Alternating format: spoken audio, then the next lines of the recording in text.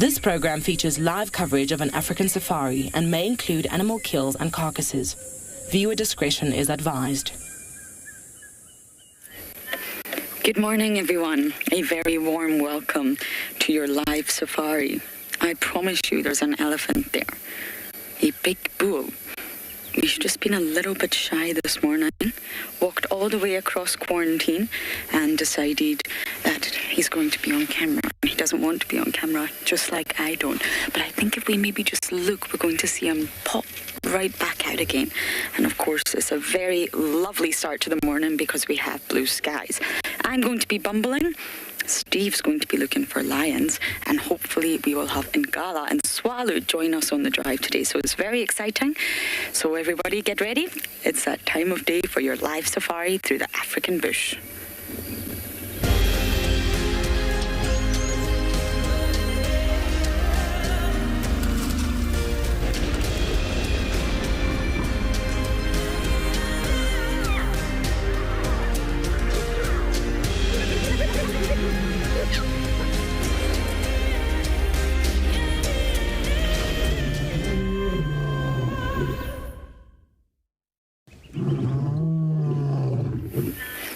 Welcome, everyone. It is great to have you here.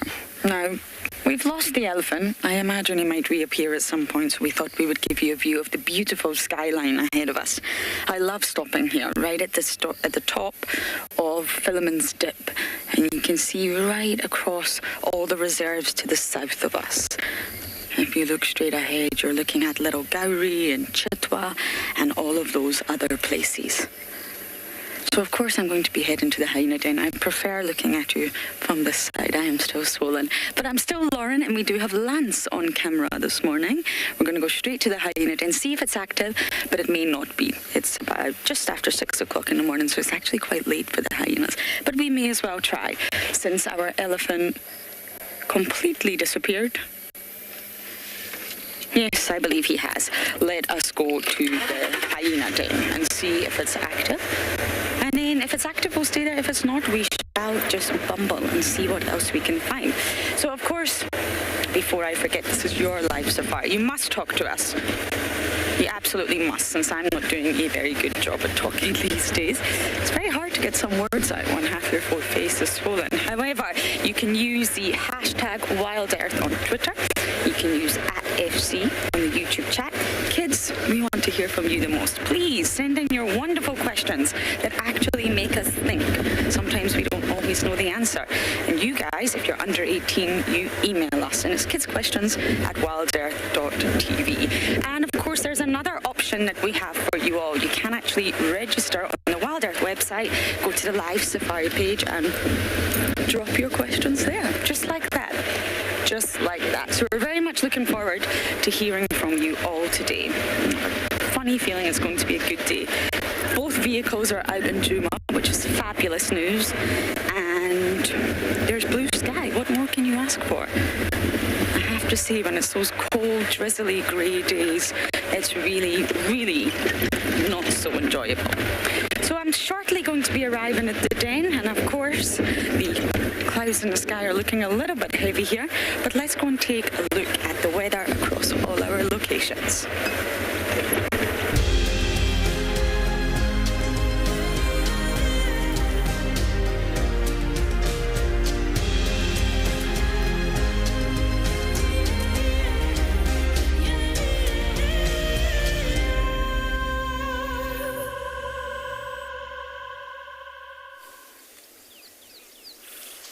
Good morning, everybody. Welcome to the dawn. Welcome to Djuma on the eastern section, where we found the tracks of the Talamati pride from last night, and we're following them as they go steadily east. Now, what's very interesting, first of all, my name is Steve, joined by Bless on camera, and it's his first solo, everybody, so let's give him a big thumbs up, shall we? Now, what's very interesting is the last time I followed the pride, they went straight into the block over here, and that is where I got very badly stuck. So let's not do that again.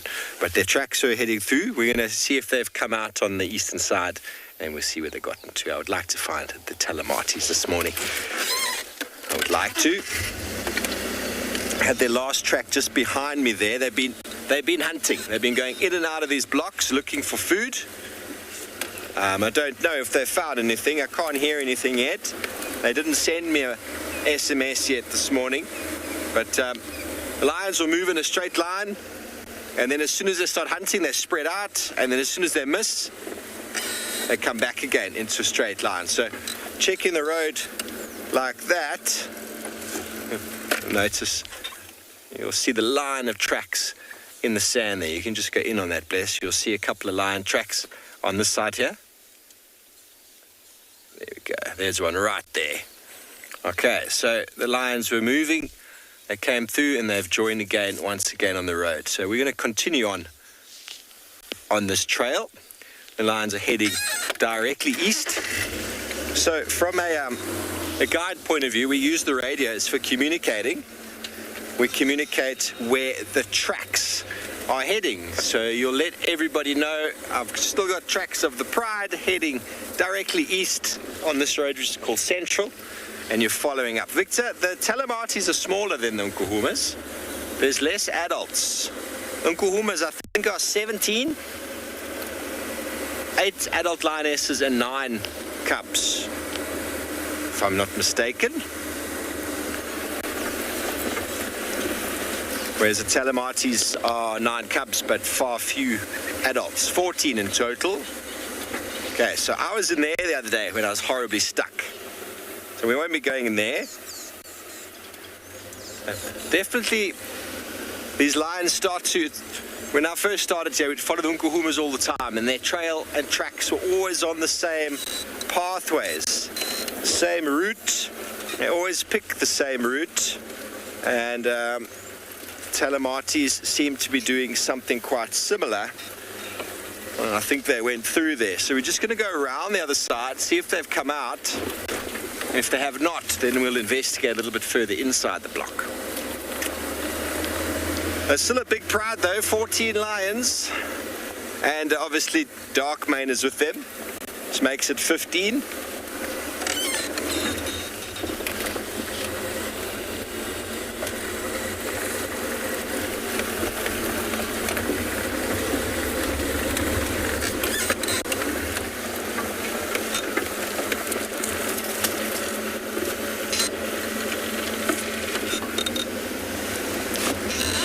I'm not sure if you were watching last night, Jason, but I detailed it quite in depth.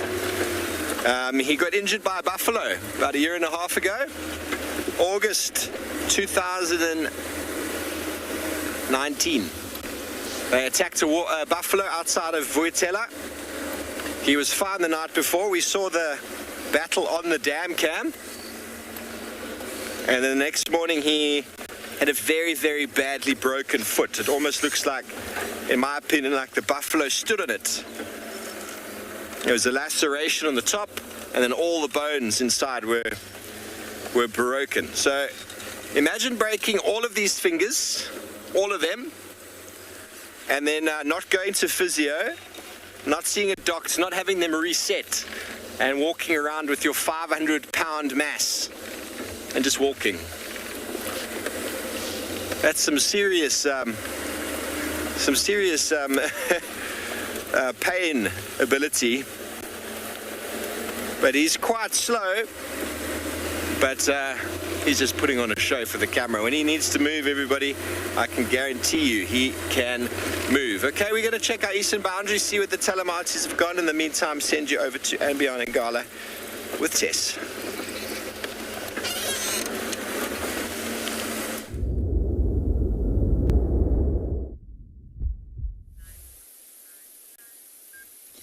Good morning, everybody, and welcome to andBeyond and Ngala.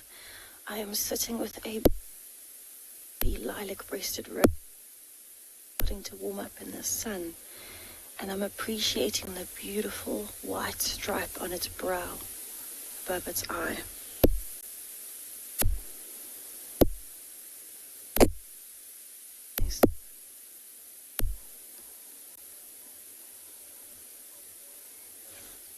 So you can see it's actually looking nice and fluffy.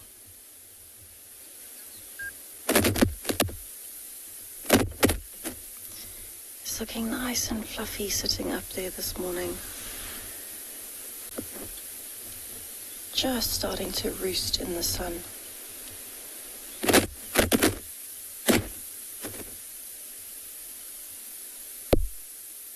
think it's actually doing as well is perching to try and find insects that are flying past, because these are incredibly fast birds when they're catching insects mid-flight.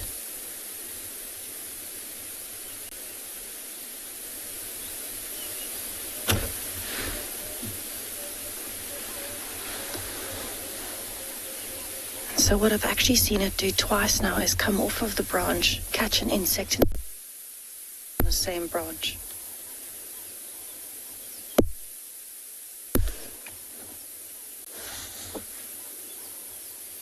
Okay.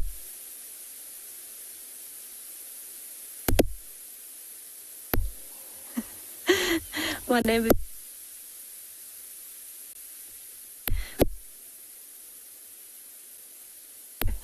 and we seem to be having a few technical issues this morning.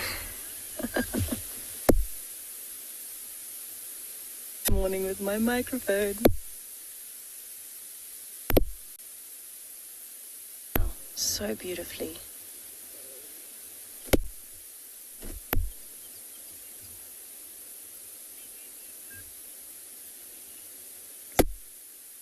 Let's see if I can find you the Birmingham Pride.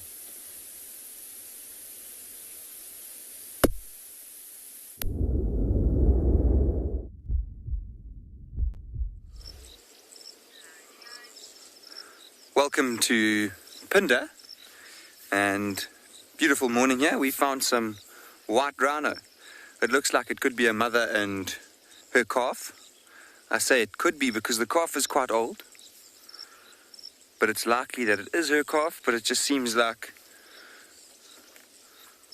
it's been with her for quite some time now. You can see it's almost the same height as her.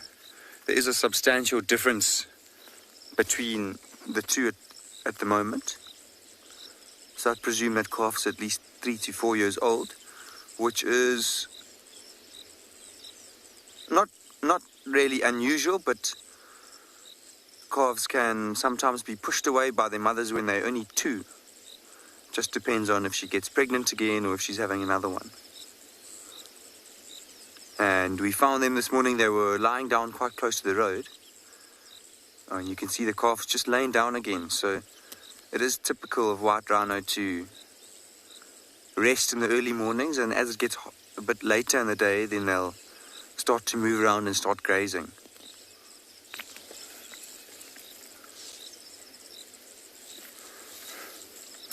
My name is Angus, and behind the camera today we have Simon.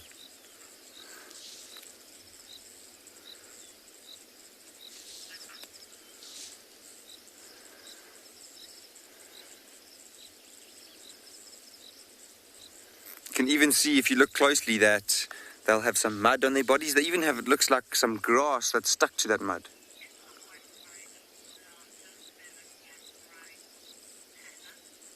Hannah, yes, a white rhino is larger than a black rhino. White rhino they seem a little bit more robust in a way than a black rhino. They can get a little bit bigger.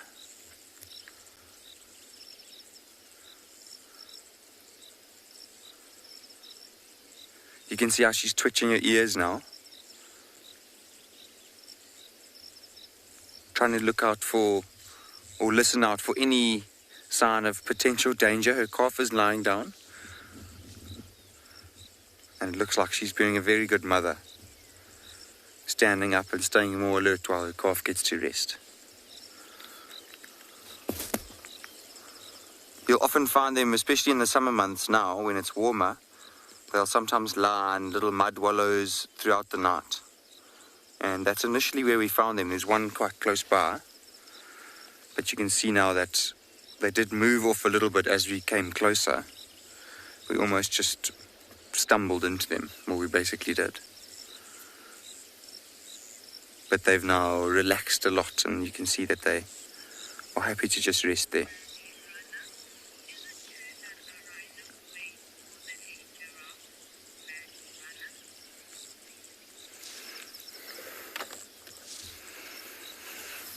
So, rally runner, I'm not sure about that. I'll have a look now and see. Rally runner wants to know if a white rhino weighs more than a giraffe. I think it probably does.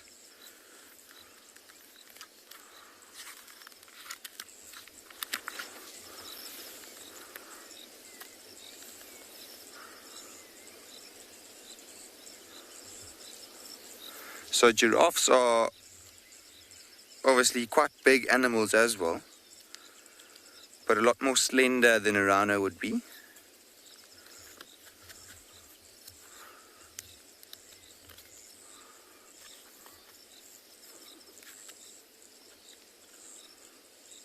It's lovely to just sit and listen to the morning sounds as well.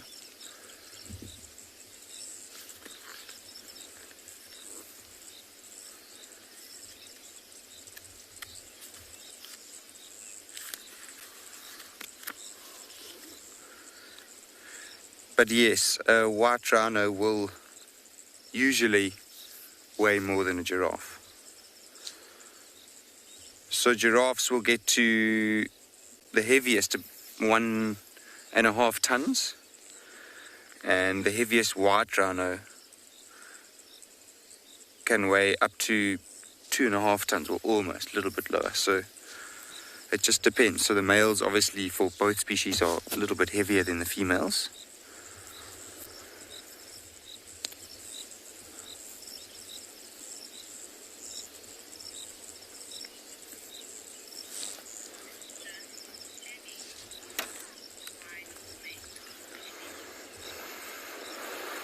Jenny, rhinos, especially the younger ones, like the one that's lying down on the grass, they can often make quite a high-pitched contact call that will make to its mother, a sort of squealing sound, almost, and that's how they'll sometimes stay in contact and perhaps even show a little bit of affection to one another. They also can snort, especially if they're surprised by your presence, or if you're walking around on foot in the bush. They seem to be a little bit more nervous of people walking around. And then sometimes they'll make a snort. Black rhino especially will make a very loud snorting sound. And they seem to be a lot more aggressive than the white rhino are.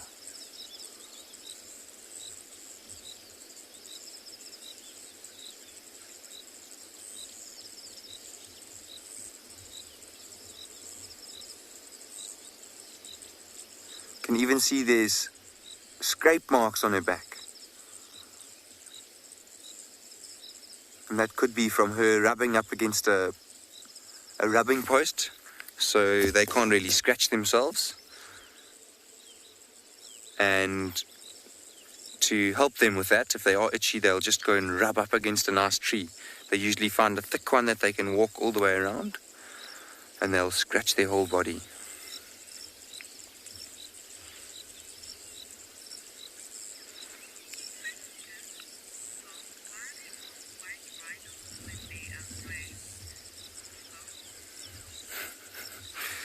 Wolfgill, it's a much speculated topic actually. So the most common theory about that is when the Dutch people first arrived in Africa, they spoke obviously a language that was similar to Afrikaans, or the modern day Afrikaans now, and it's called the Wijdlip renoster in Afrikaans. So I think Weit was interpreted by white as the English people then moved to the continent, and that's how they got their name white rhino.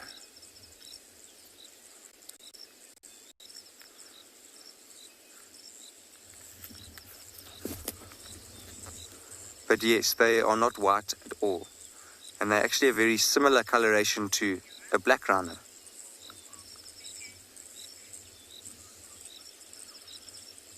We are going to leave these rhinos soon and carry on looking for cheetah here at Phinda this morning.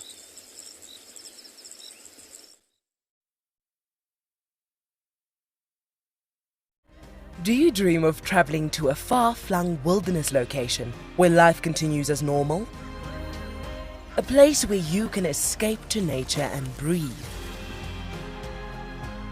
If you become a WildEarth explorer, then this could soon become a reality. Subscribe today and stand a chance to win regular travel prizes. WildEarth Explorers, it's in your nature. Being a safari driver requires some serious multitasking ability. You've got to be able to talk, look at the road, steer, and occasionally get the vehicle into the right gear. Do not crash into any trees. Oh, not a dozy. Just jump into the car and hope for the best, and you'll see where it takes you. No, I'm just kidding. I'm surprised they're moving as fast as that didn't go well. Who is the best driver? Well, me, of course, although some of the cam ops might disagree. Hi, my name is Tristan Dix, and I am a guide here at Djuma Private Game Reserve for WildEarth. We love connecting you to the African bush, and we always look forward to all of your questions. If you want to ask a question on WildEarth, you'll need to register on the website. Once registered, go to our live safari page and submit a question below the live feed. Catch up with me on WildEarth. The croc is still holding another one there. It's holding from the hindquarters. I would really want the wildebeest cross. Is it trying? The croc is holding the tail. It's holding tight. Oh no. Goodness me. Lucky, lucky wildebeest.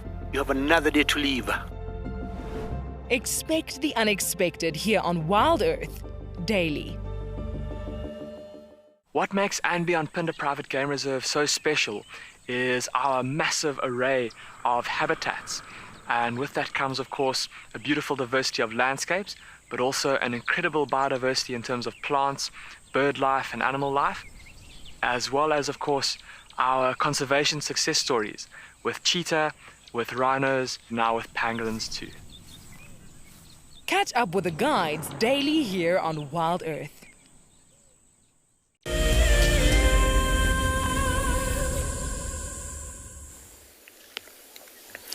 Well, good morning, everybody, and welcome to the Talamati Pride. We have managed to track them down, and so far, so good.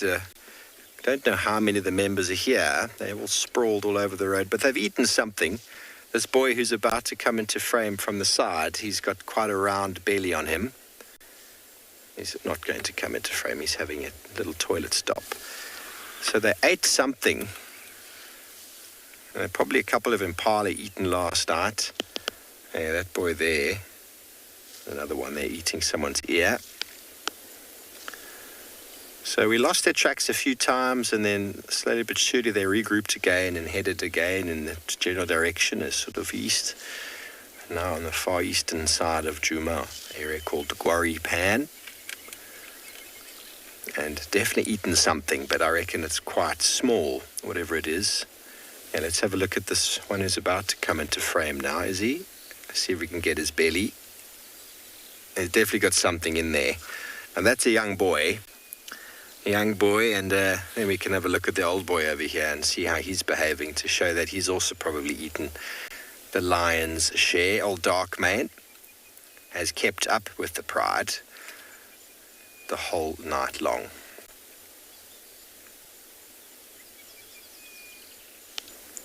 Okay, so yesterday we were talking about tracks and foot structure. Bless, would you mind this female here on the road? You can see her foot. She's facing us with the foot there, the one in the middle of the road. Just go into the foot, the one on the right, a little bit more. No, the one that's got the bottom of the foot showing us. This one here? Yes, there we go. You just frame that whole foot on the left there. There we go into that. Okay, everybody, so we talked about the foot and how lions and leopards walk on their toes. Now, you can see the toes are the ones on the far left. Now, that is the tips of the fingers. Then that pad, that big pad with the 3 lobes, is actually sort of the first tarsal of our fingers below our fingertips. And then where it goes furry, and that is sort of the middle bit of the fingers into the hand. And then you can see where that, I don't know, where are you going, Bless? You can see that that pad on the far right of her foot is actually sort of the heel of the hand. It's the heel of the hand above the wrist. Because that entire piece from the pad on the left, from the toes all the way to that, is all the hand, with the fingers included in there. And that's why on the top right of that is where the dew claw is. And that entire thing is able to turn around and lock on to an animal. So that is why we talk about them being digitigrade, because they're walking on their fingertips. The entire hand itself is elevated, and they're just walking on the fingers. Although the pad is enlarged, there's actually just their fingers. So very, very interesting. She doesn't look like she got much of the meal. One behind her there, the belly's looking a little bit bigger.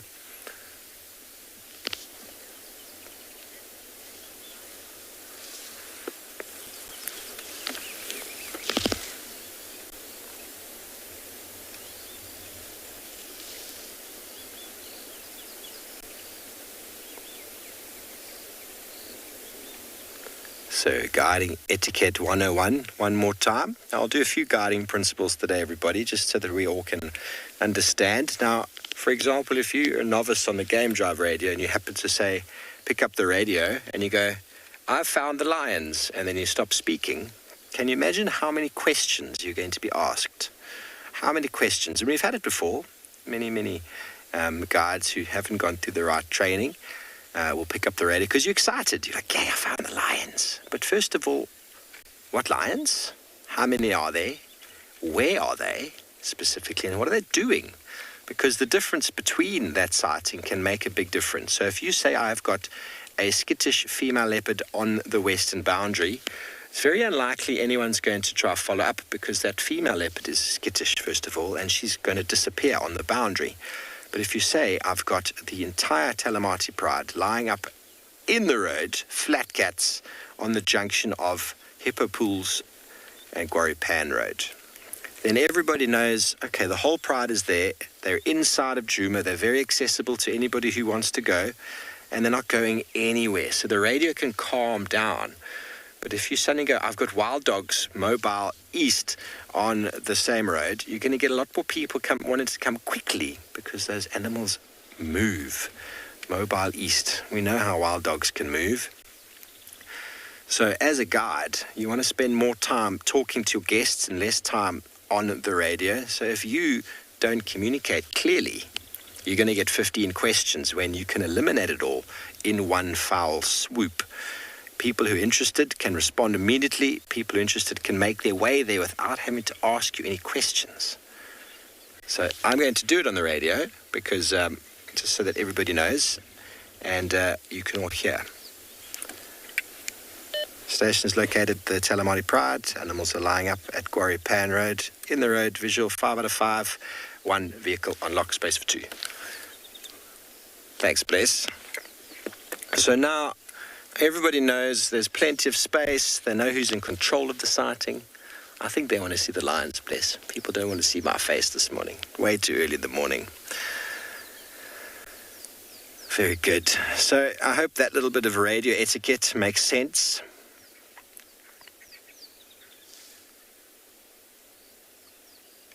Communication, everybody. It's all about communication.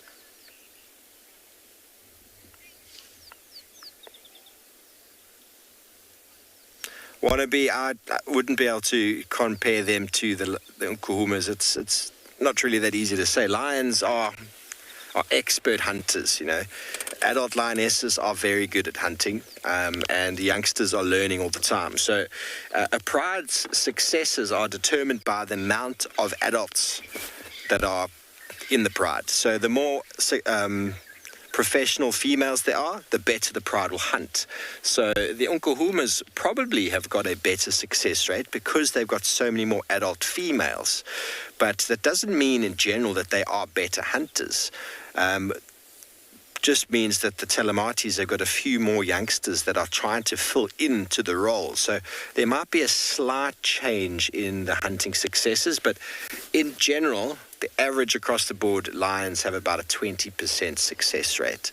Same as leopards. And the younger the individuals hanging out with the pride, the less chance they've got of being successful. But that just means that they fail a few times because the youngsters are always playing around and messing around in the back until eventually they realize their antics are causing the animals to run away, and they're getting hungrier and hungrier, and their behavior is clearly not working, and they stop and they start watching more. But as I said last night, with animals like scrub hares and small birds, we don't know how many of those get eaten every single night. How many impalas get eaten? The entire impala gets ingested. And if you only physically follow lions, I mean, we've followed them a few kilometers, but we kept cutting their tracks, losing them, cutting them again on the road. We don't know how many times when they're off the road they'd eat an impala. As discussed yesterday, this whole pride could do with an impala each to make them satisfied. And that's 15 impalas. So how many impala they had to get to the stage? It's hard to say. A kudu, more suitable. Waterbuck, even more suitable. But no animal would be better suited to a pride of the side than a buffalo or a giraffe.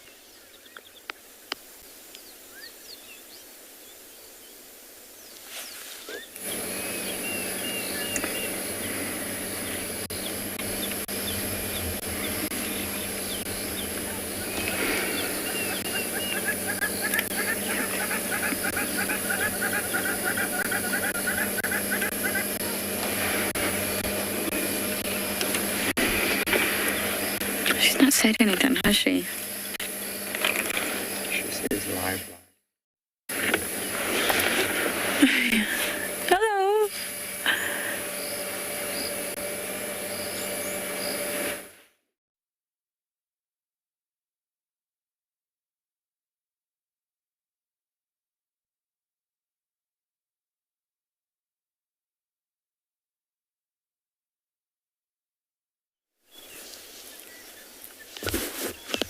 So about those technical issues, we're just about to reposition there. Get you a better view of these lions. But they're all over the road. A little puddle of lions right next to a little watering hole. Quarry Pan is just here on the left-hand side. We can't see it very clearly, but they're sleeping right in the road on the junction, everybody. You know how we always talk, or I always talk about the importance of checking a junction. And shame. You lions have walked so far this evening. You walked so far. I'm going to find my little map for you, and then I can show you exactly how far they've walked. Here's my map.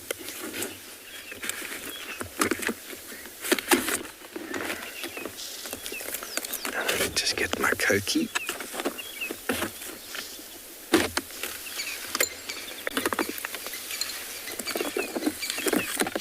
Box of tricks, everybody.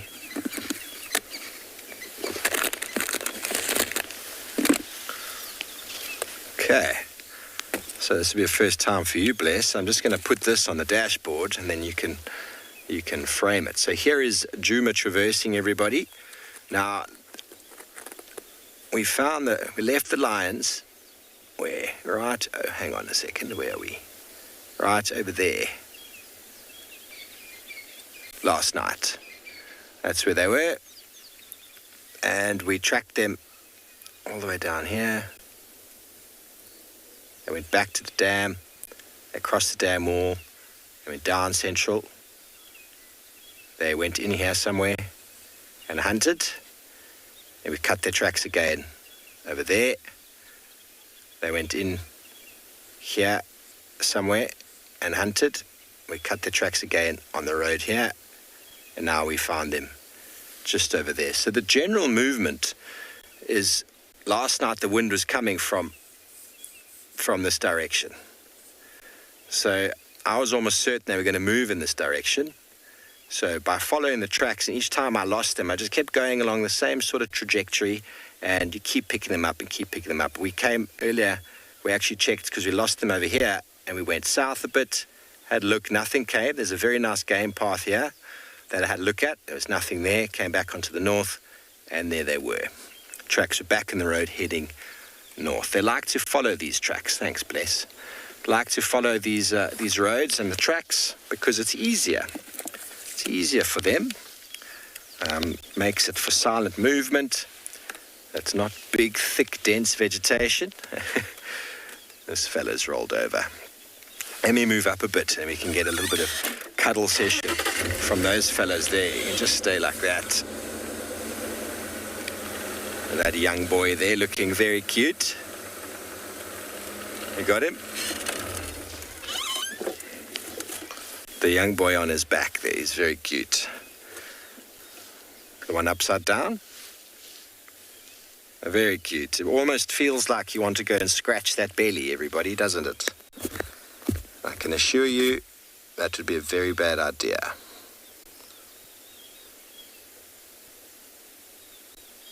So they've eaten, and they've groomed, and they've moved. So they haven't eaten very recently. They probably ate not long after we lost them or left them last night. They were looking mightily hungry. But the fact that they don't have blood on their faces means that they ate quite a while ago. The tracks from the dam were not that fresh. There were some much fresher impala tracks over it, and then further on from there, fresh elephant tracks, which means that they moved not long after the show ended last night, but then might have hunted and killed. Then they spend a few hours in that area, digesting, cleaning their wounds, saying sorry for the injuries given, injuries received from each other before moving again. Don't forget, everybody, we do love and value your questions and comments.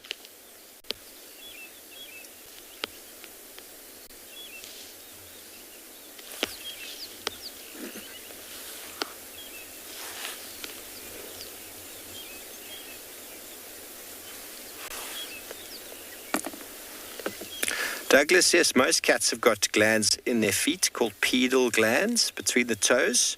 And you'll notice lionesses often scratching up against trees to clean their nails, first of all. Leopards and lions often clean their nails to get that sheath off of the claw. I've had one stuck in my leg before from a domestic cat, that sheath that surrounds the claw. They're constantly removing them. But I don't know if there's actually territory marked by feet glands in cats. They will rub their faces against that as well to leave a little bit of a scent mark. But most of the territory marking, here comes one from the right. What's she going to do? Most of the territory marking they seem to do is urine spraying with scratching. She's going to rub him on the head. Yes, you're the big boy, and we all like you, even though you were mean last night. Okay, so she started moving. Maybe she's a lady like Amber Eyes and likes to go into the bushes when she needs the loo. But they will mark through scent marking, scratching the earth and urinating. Cats are very much urine scent markers. Quite a few animals have glands between their feet, but I'm not certain whether lions actually use them for territorial marking. Okay, well, we were hoping this pride was going to track down that lone buffalo bull. It doesn't seem like they have, but Lauren is still with her large giraffe.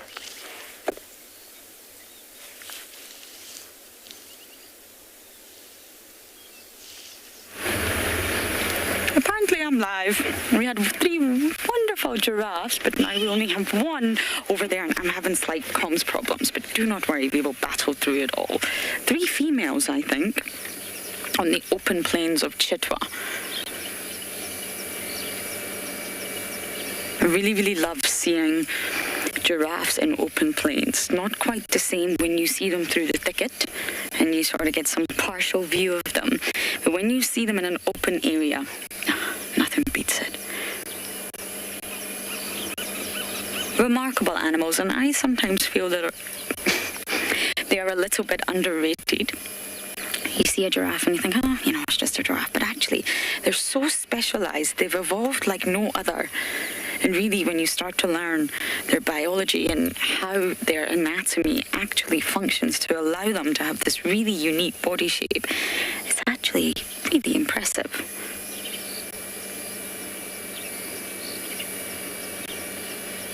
And you can just see that hump on the back of the neck, at the very, very base of the neck there. And you see that sort of hump. Looks a bit camel-esque. This is the nuchal ligament, and it extends all the way from the base of the skull all the way down the spine, and it extends to the shoulder blades. It's a huge ligament, and this is obviously helping to, it's a suspensory ligament. And what it's doing is it's basically allowing the giraffe to conserve energy.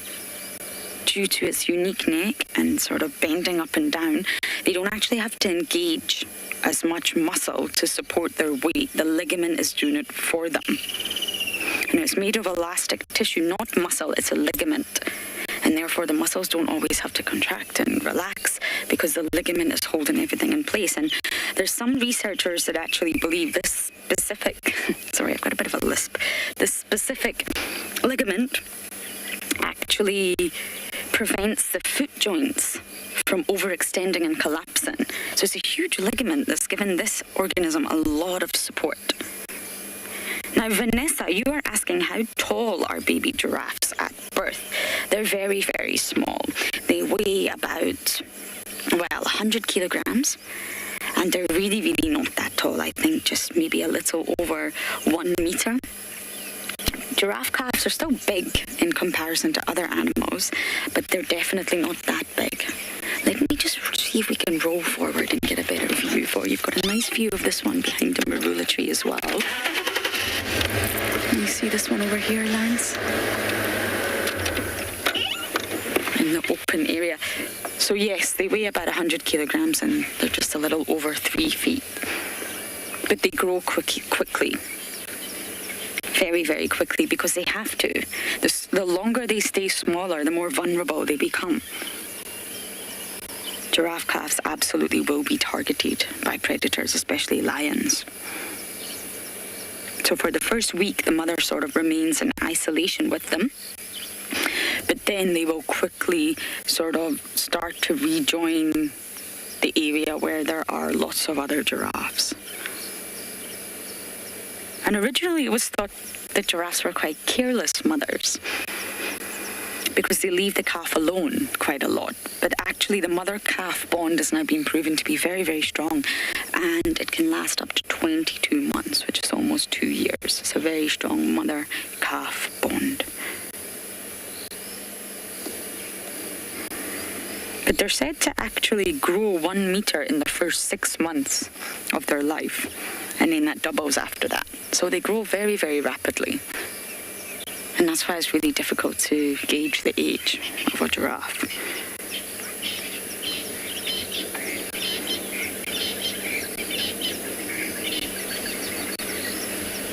Kim, you are 13 years old and you are asking, what are those two horns called?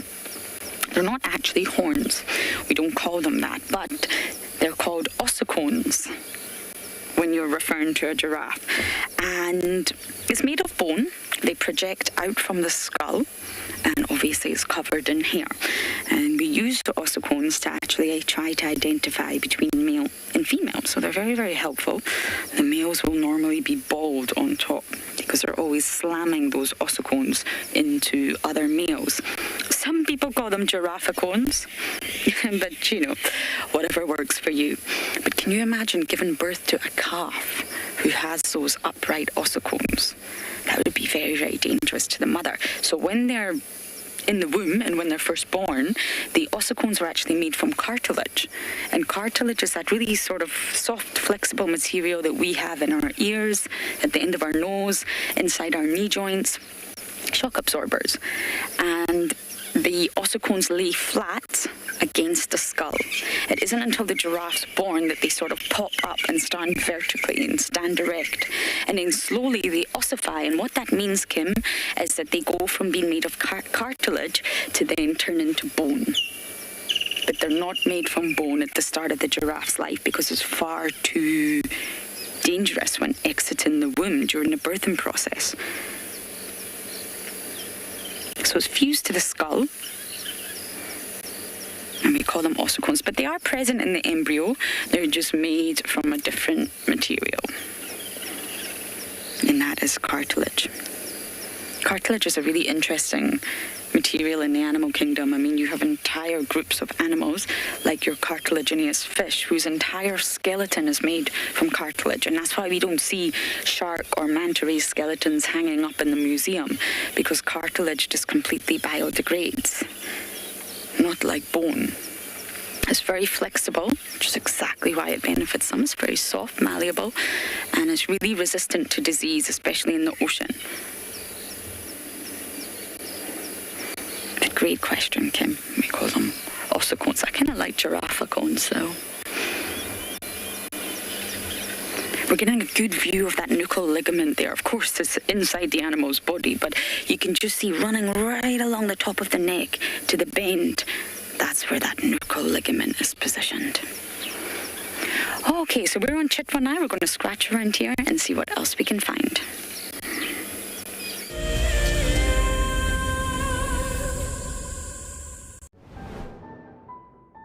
It is fantastic seeing you all again. Those who haven't met me, my name is Dylan, in what is undoubtedly a very, very, very green Kalahari from what we were looking at a couple of months ago. We will be doing our very first fireside chat for WildEarth. So if you can join us on the 13th at about 7:30 after game drive, it would be an absolute pleasure. We'll see you there. Sign up to become an explorer and join them by the fire straight after the sunset safari. Sometimes love wants to make you sing.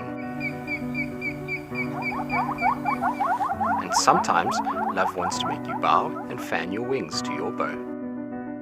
For the southern yellow-billed hornbill, these are signs that love is in the air. These birds are destined for a season of monogamy at least. Breeding pairs are in it for the survival of their chicks. But before love commences, the male needs to woo his valentine with food in the form of nuptial gifts. I'm Nikki here at andBeyond in Ngala in South Africa. I love getting questions from viewers about all the small things within the environment and how it all is integrated with one another. If you want to ask me any questions, please simply register with the WildEarth website, head across to the live safari page and then post your questions there. I'm looking forward to chatting to you on my next WildEarth drive.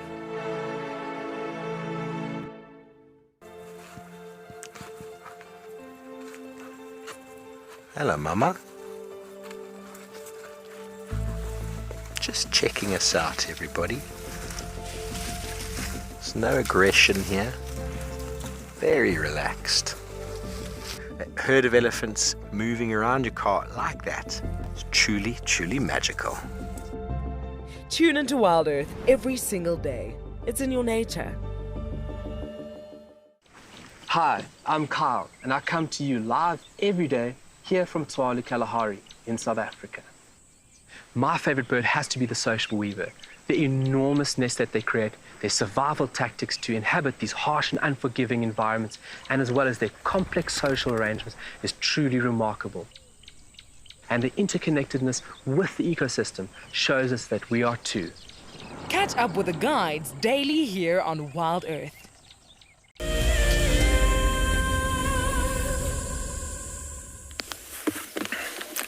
Welcome back, everybody. We are with the Talamatis. A few of them have had a few toilet breaks, a little bit of yawning. There's a little bit of movement happening, but the sun is slowly starting to break through the small amount of cloud that we had this morning. But look at that one as it licks its back. Their bellies are semi-full, everybody. They've definitely eaten a little bit last night, and one of them has deposited an enormously big, wet and sloppy poo very close to us. Which looks like something was eaten. Don't know what. It's very hard to tell through the scat of an animal exactly what was through there. But they're definitely not looking as hungry as they did yesterday.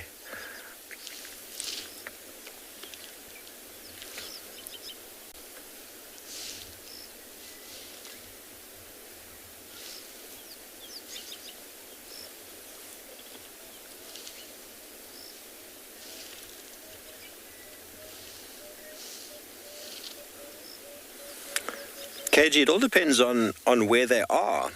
If they're in their territory and they encounter another pride, there'll probably be aggression. It also depends on the strength of the other pride. This pride's got a few youngsters in it still, and they're not really in an area that I would recall being their pride, their territory, so they might just move off. The beautiful thing about lions calling and roaring is that they're kind of indicating to each other where they are, where the other pride is, so they're sort of time sharing the areas. So when they do hear another pride calling, if this pride heard a pride calling last night, they'd probably get up and move back to where they feel more comfortable. But as they get more adult lionesses in the pride, they feel a little bit more strong in their territorial defense. If they encounter another pride, it could turn very, very aggressive. Lions, especially the females, when they encounter other females, can be very, very violent. But they've still got quite a few sort of youngsters here, so it's very likely that they would just move off. Although the pride looks quite strong, these youngsters are inexperienced and they don't really have the power and strength to support the females if anything came down. And the male would just watch. Darkmane would just watch because he'd probably know the other pride quite well.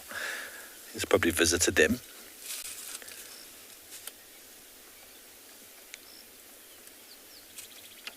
But sometimes, like what Pat witnessed in the Masai Mara, a large animal dies or is killed on a boundary or in an area that both prides have good access to, and that can often lead to competition over the resource, each pride deeming that that animal is within their territorial boundary, and fights can be fierce. But they avoid fighting as often as, for the most part, everybody. Why territories are marked, why they're scent marked, why they're occupied, why they call, so as to eliminate the need to fight. Because if you fight all the time, as I discussed yesterday morning, you're going to lead to injury, and injury often can lead to death. So these animals will avoid it. It's a last resort. And even if they did encounter another pride, there might not even be any physical confrontation. There might be a lot of growling and a lot of noise.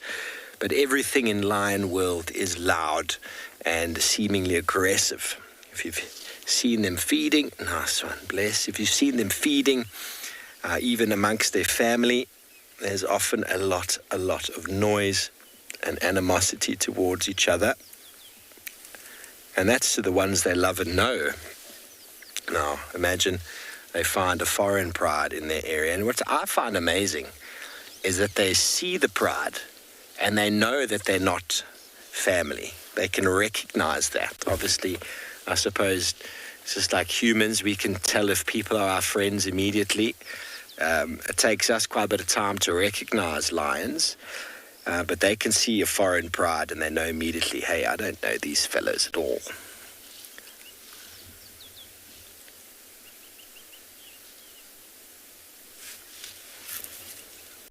It's on its way to Gwaripan, where two white-faced whistling ducks have just landed. DJ, no, definitely not. Lionesses live longer than males in general, both in leopards and lions, due to the fact that the males are competing for the tenure of the pride. Females are in the pride for life, and they will be looked after and sustained by the pride. But males will fight with other males for the right to mating, and those fights can often lead to very bad injury, immediate death or slow death. So 8, 9, 10-year-old lion has done well for himself, whereas they can get up to 11, 12, but that's really, really old for a male lion. Whereas lionesses can get up to 15, 16, maybe even 17. They obviously start getting quite weak and quite old. We saw Nana, who was part of the Nkuhuma pride. She got really old, but she still followed the pride. She still managed to get food. She was still supported, still looked after. That's where the benefits come in of being in the pride, is that they'll still look after them. Well, this fellow will do what he can for as long as he can, but as soon as new males come along and oust him, he'll become a nomad, and male lions don't last long as nomads, because he knows that it's his last effort. He'll put everything into defense, and often that will kill him. I know it sounds sad, everybody, but it is the way of the lion. They are aggressive towards each other. It is their nature. It's what breeds stronger lions. Even suckling and competing for milk with mum, it's strong and aggressive and powerful. And the weaker don't survive, the stronger do, and that goes all the way through to pride and coalition territorial markings. Okay, well, Ngalas and lions are coming up quite strongly this morning. Let's send you over to andBeyond. Ngala.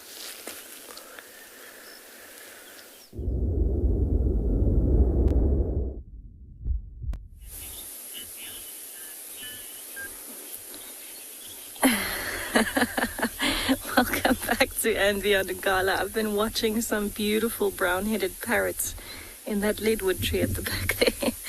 But they seem to have gotten a bit camera shy and flown off as we went live. But it's a beautiful parrot. I do actually have a picture here, so I can actually show you.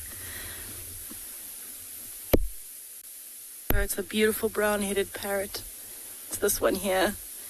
And it's nice and bright green with a brown head. Absolutely stunning. And they're actually completely uncommon in South Africa. But luckily,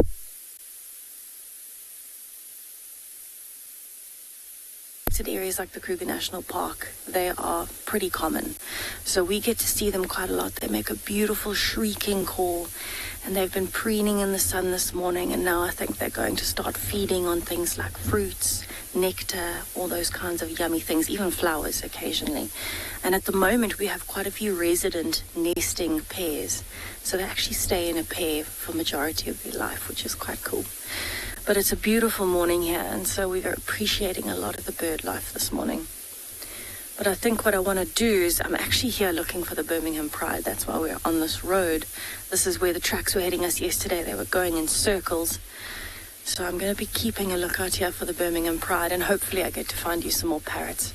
But there are a lot of birds around this morning, so if I find anything amazing, I will let you know. For now, though, there are a lot of nice bird sounds.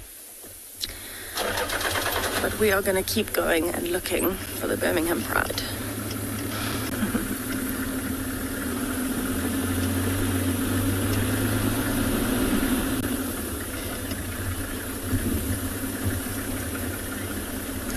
Kylie, yes, usually the parrots are monogamous, but it's not unheard of for them to find a new partner if something does happen to the other partner.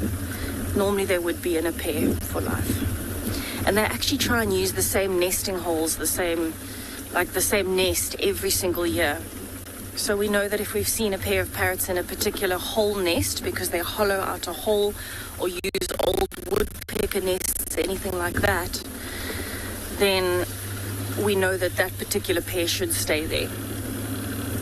And they're one of my absolute favorites. They've got such a beautiful call. The shriek of a parrot is so beautiful out here in the bush. And there was just such a nice bright pop of color up in the trees.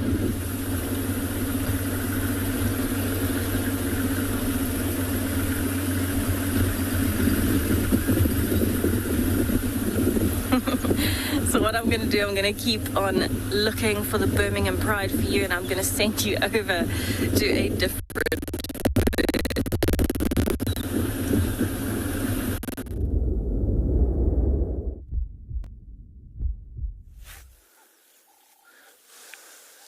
Good morning from Tswalu. We are finally out. It was still some rain and some lightning this morning.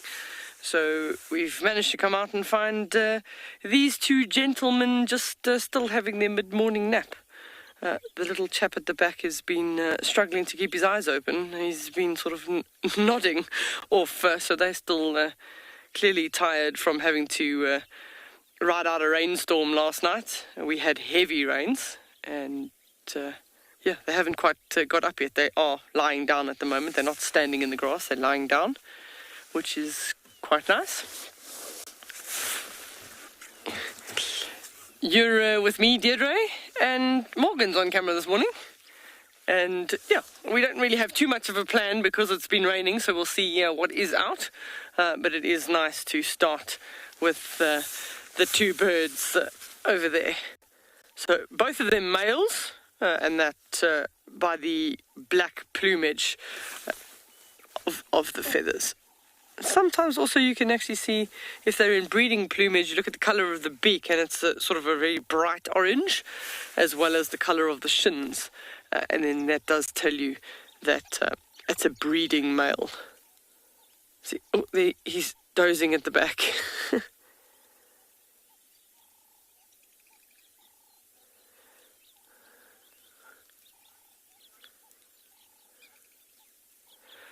Oliver is asking the question, why are these ostriches not pink? The ostriches that you see that have a much pinker neck are the ones from East Africa, which is like the Somali race of ostrich. They tend to have a lot more pink around their neck. So when the Masai Mara is on WildEarth, that's when you'll see the ostrich with the slightly more pinker neck.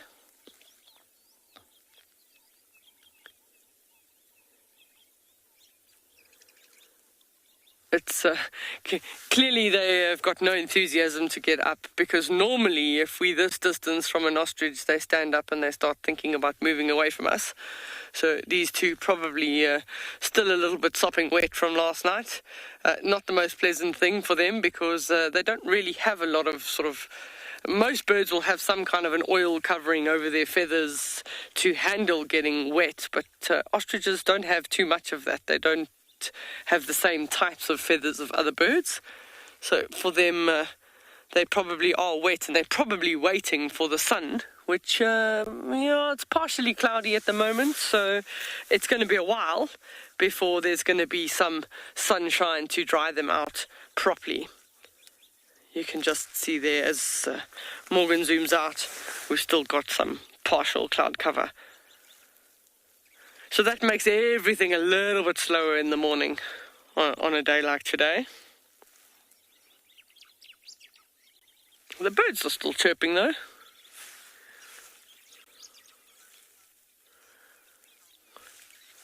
Helmut is asking the question, do they run faster than lions?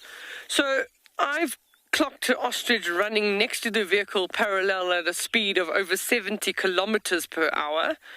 A lion's charging speed is about 80 kilometers an hour, and I have seen lions kill ostrich, but not from a chase, not from a running chase that the lions kill them. It's this situation more in the evening when the ostrich is lying down sleeping and the lions maybe encounter them, then they're a little bit easier to catch because they're trying to run around in the dark and they can't see where they're going. So I've never seen a lion chase an ostrich and successfully catch it, but I have seen both cheetah and lion kill an ostrich, but it's been in the evening time when the ostrich is vulnerable. It can't necessarily see where it's going, and it is already lying down, so it's already at a disadvantage. But a lion's top speed is over 80 kilometers per hour, so that's 22 meters per second, and that's at a full charge.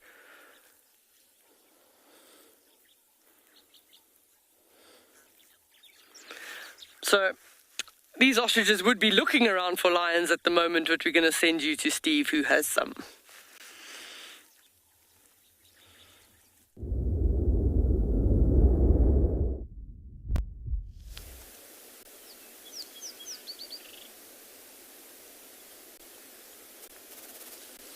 Welcome back, everybody. Well, that lioness that we saw go into the pan before was very interested in our white-faced whistling ducks, but they became aware of her and flew away. But it was quite interesting because she actually did a jump, but they had jumped a bit higher. So yes, of course, many animals are faster than lions. The lions have their strategy in being able to get close. That is the key. That is the purpose of stalking. The purpose of stalking with lions and leopards, to get as close as possible before a lightning quick attack. The acceleration on lions and leopards is probably faster than most animals, obviously cheetah being the fastest, but the acceleration, that power, that's where all the muscles, If you look at any of our fast sprinters and athletes in the world, not the long distance runners, the sprinters, is going to be a head rub here. Completely missed. Oh, Dad, I'll give you some love. Dad, I nearly caught your duck. Now, look at the sprinters that we see around the world. The guys who are the fastest. They're not skinny. They're very, very strongly built individuals. Very strongly built. It's a lot of muscle for that acceleration. But if you took the sprinter and you put him against the 400-meter runner, he would lose because of the difference in weight and the different muscle groups that are used. So lions and leopards are incredibly fast over a short distance. And that's why we always talk about charging speed, their ability to get out of the blocks as quickly as possible. And although an ostrich is faster over distance than a lion, an ostrich can run about 70-odd kilometers an hour, if I'm not mistaken. Lions have got a charging speed of 90. It's not sustainable, but over 30, 40 meters, especially 20 meters. Let's quickly go to Tswalu.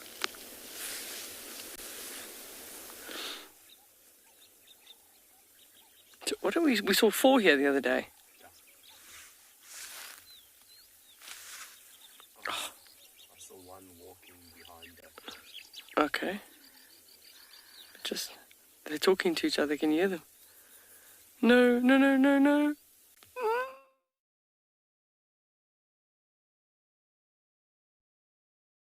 Look what we found. Oh, no, don't go away. Ah, bat-eared fox. So there are 4 that live at that den, and we literally have a gap. They're a long distance away, so we literally have one gap at they're about 80 meters or more away, but there were 4 of them the other day, and they're living in the Ngala burrow system. But that was one. I'm going to try and go back. Let's see if we can get another view. But that was a bat-eared fox that was coming out to try and also maybe get a little bit of sun. Oh, there we go. There we go. I'm going to get that one. Oh, no. I literally just saw his tail go in the hole. Oh, no, there he is. There he is. Okay. So he's literally gone back to exactly where he was. Maybe through that gap. No, that's going to be a little bit challenging. It looks like they're moving around. Do you see some? Okay, no, Morgan can't see him at all. Unfortunately, I've got a bush in the way. So, yeah, well, that was a brief glimpse of a bat-eared fox. And it's nice for us because they tend to... Okay, so let me go forward. Morgan says there was another one on the left. The bat-eared foxes do tend to be nocturnal. So we're starting to get them coming out in the early morning winter to sun themselves a little bit. We don't know how wet they got last night as well, and also how hungry they are. If they got too wet and they weren't able to feed, they might actually be taking the opportunity to try and go out feeding a little bit while it's not too hot. Too many little bushes in the way, and unfortunately, well, fortunately in one way, we don't off-road for small little animals like that because they don't take well to being pursued off-road. Okay, we've got a perfect view here. We actually have to go further away to get a better view. I'm just going to go a little bit... There we go. You've got 3 of them. I think, is that good for you, Morgan? We're just going to zoom in and we can see...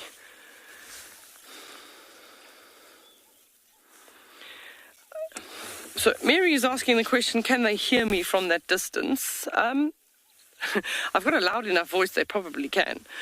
They've got very big ears, so their hearing is very good. They definitely hear the vehicle, but fortunately, because they hear vehicles regularly going past on this road, it doesn't seem to alter their behavior. They're certainly not looking as if they can hear us, but they're also probably focused on trying to get some tasty morsels while it's not raining. So that's exactly how they feed. That one's just sitting there, but normally they would put their ears parallel to the ground and they listen, exactly what he's just done there. And they're listening for beetle larvae and grubs scratching underneath the ground, at least 30 centimeters, and then they'll use their little sharp claws to actually dig up that insect.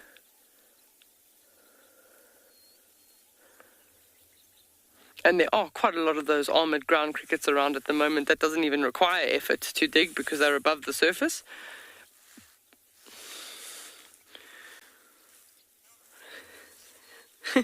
Jane is saying that they're a perfect mixture of adorable and bizarre. Absolutely, they've got ears like Yoda. But it works for them. It's what they need. But they are very, very adorable. Especially a month or two ago, it was the season for all the little pups. And we were seeing some really, really tiny, cute ones.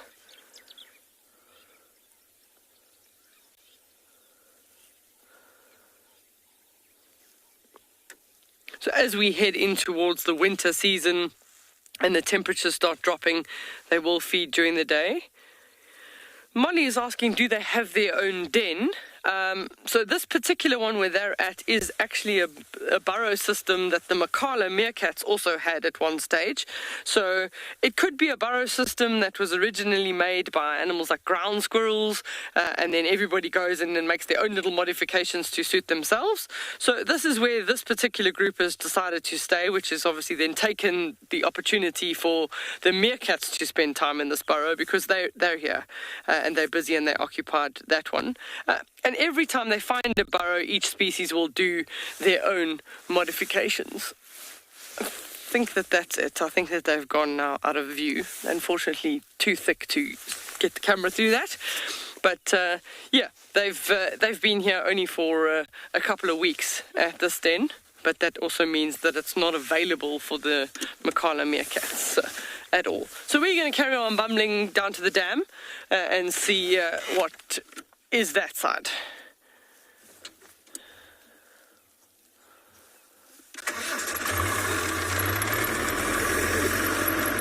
We're going to send you to Lauren, who has a tall animal.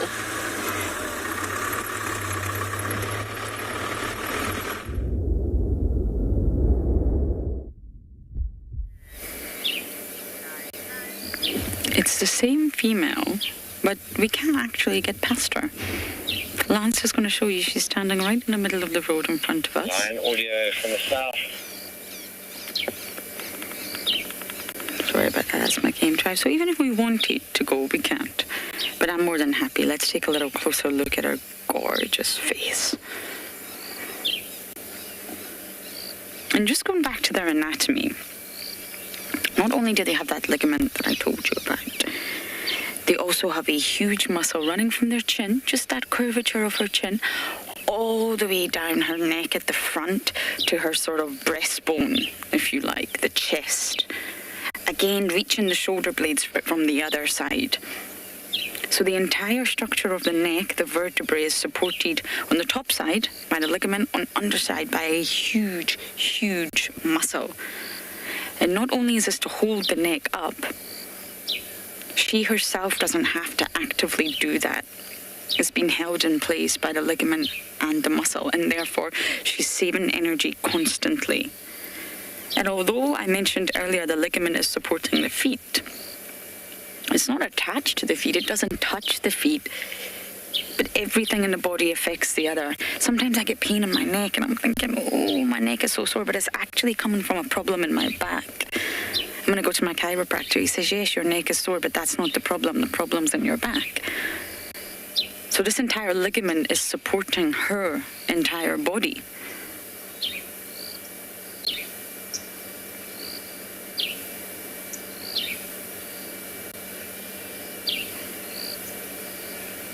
There would be no point in having a unique body shape that cost energy.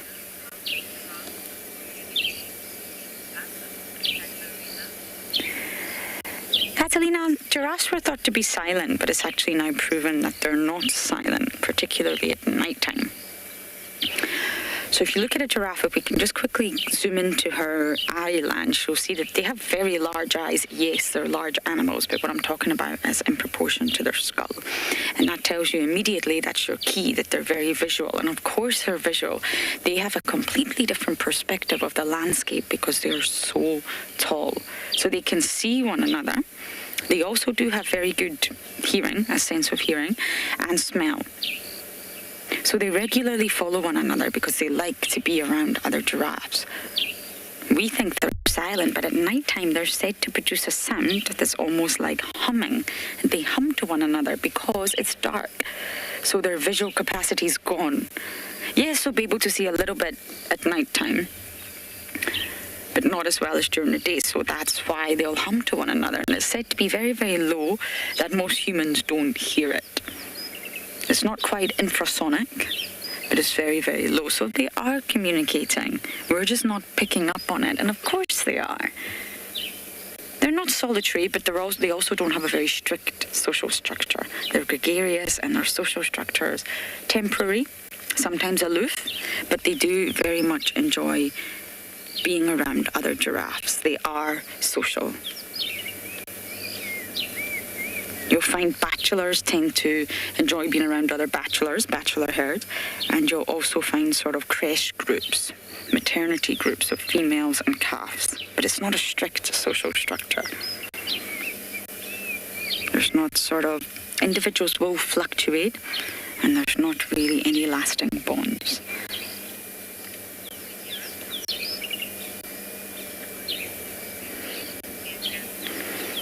Okay, so we're maybe going to be stuck behind this roadblock for quite some time, but I'm not complaining, and we are going to send you down to Tswalu with their meerkats.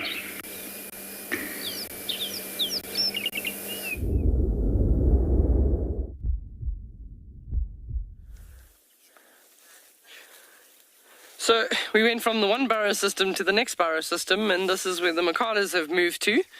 That's the same. We saw the same 6 yesterday morning. There's just the 2 adults and the 4 sub-adults.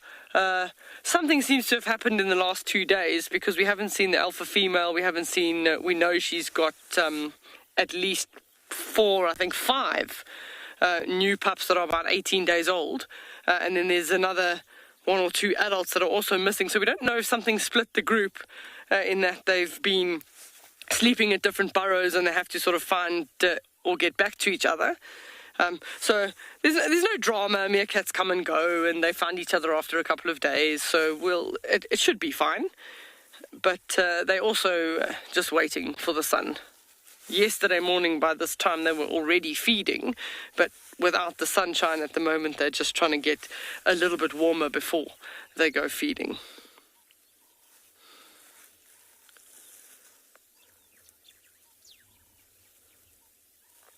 And of course, they're always on high alert.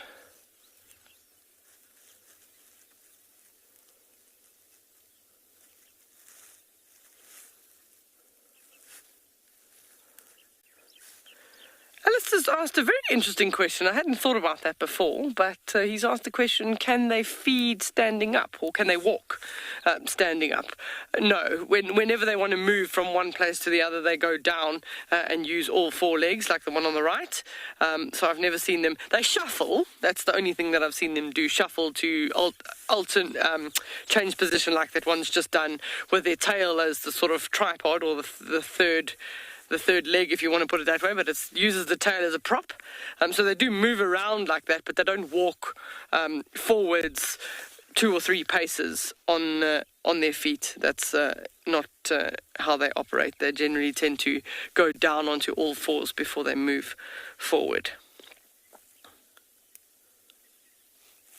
So after a while, standing up straight like that, they do get a little bit tired. They do tend to relax a bit and sit down.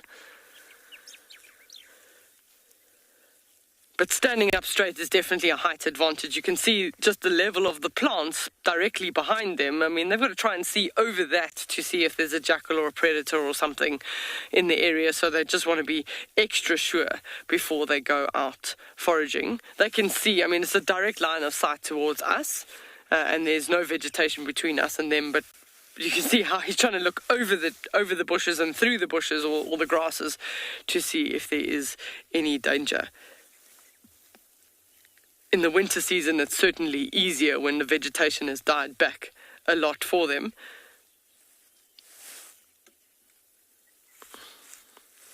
So Glenn is asking if there's a leader in this group. So there's 4 sort of 4-month-old, what we would call sub-adults at this stage. And then there's two adults. So one of the two adults will be slightly more dominant than the others, and they will follow what decisions that one makes.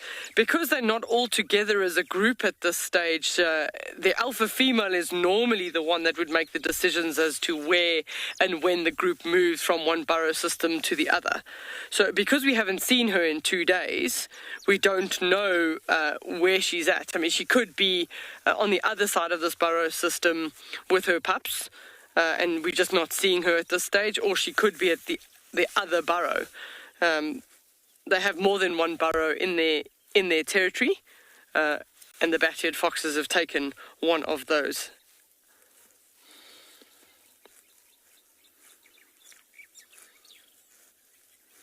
We also find in groups of meerkats, if the group gets too large, between males and females, some of them want to become dominant, they want to be alphas, then they start breaking off and making up groups of their own.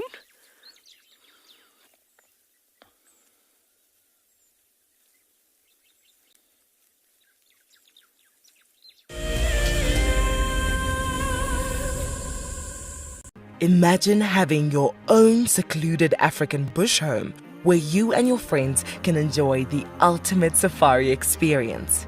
If you sign up to be a WildEarth explorer, this could become a reality. Timbeta House is located in the heart of Djuma Private Game Reserve, the home of WildEarth.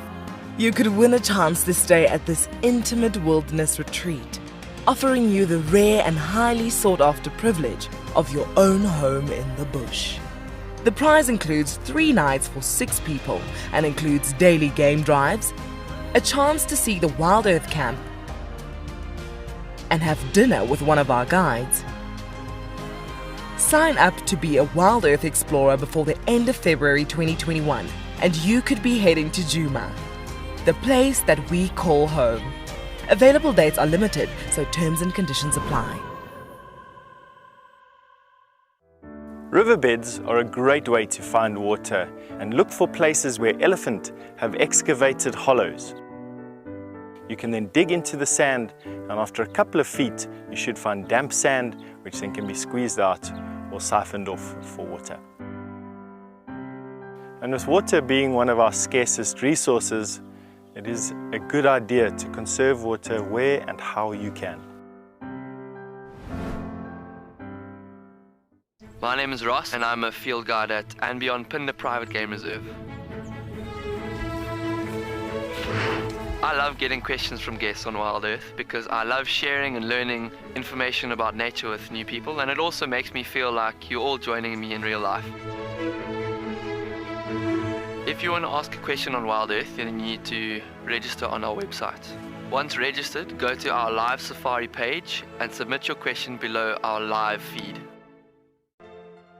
Something very, very interesting. I didn't plan this, but this is a scene rarely seen. This is what we call a journey of giraffe. So beautiful.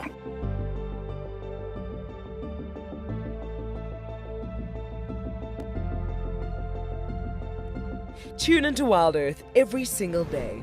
It's in your nature.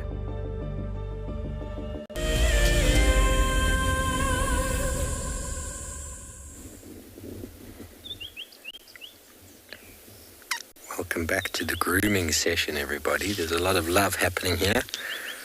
This adult female started grooming her daughter. She got right into the ear, and her ear's actually injured. A bit of blood.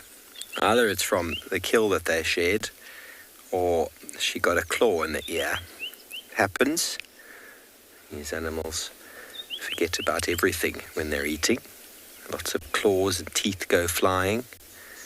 But now she's getting her groom on. Legs and chest and ears and everything being licked.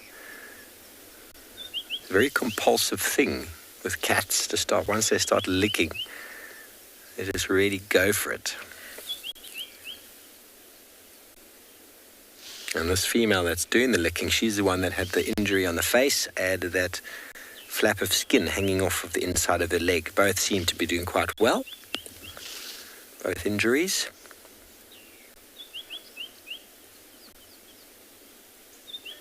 moving up to Djuma.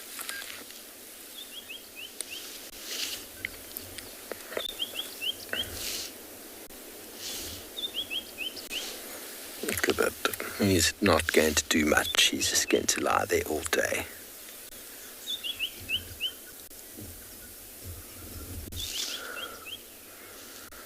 Dominic, well, cats lick themselves, dogs lick themselves. Saliva has got an enormous amount of antibacterial and huge amounts of healing properties, even for ourselves. What's the first thing you do when you hurt your finger? You stick it in your mouth. So saliva, many animals are able to really heal themselves by licking and licking and licking. I've seen lions come back from atrocious injuries just through the power of their own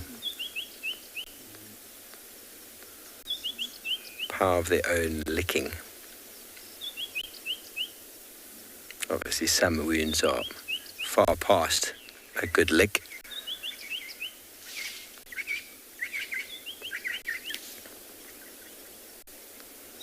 She's had enough, but the compulsion of the adult to keep licking is strong, and back into the ear with the blood. No, she's done now. So you're going to go clean the big boy. I doubt it. Going to greet him though. He's going to think about greeting him. No, right there in the shady spot. Oh, that was hard work.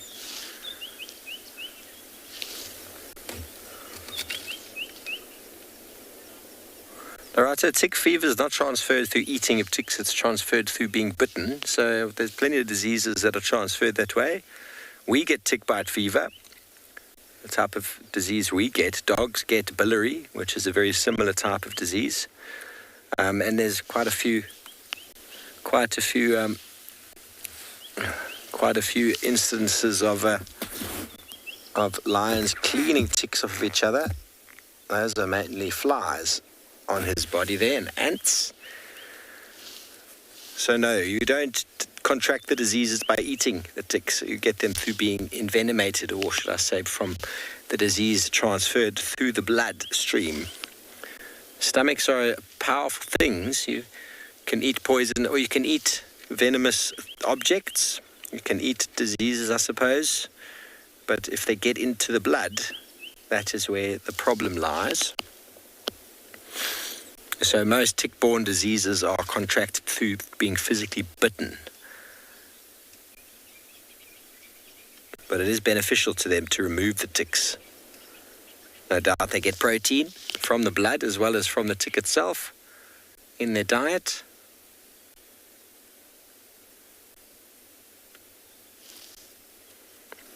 But these animals are very strong, very well adapted to surviving the diseases that are transferred.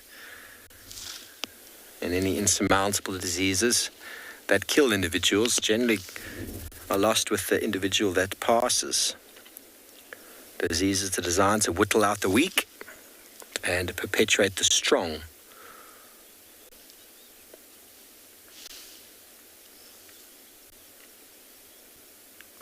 Survival of the fittest is not just the survival of the strongest animal, but the ability of that strong animal to pass on their genetics through breeding, successful breeding.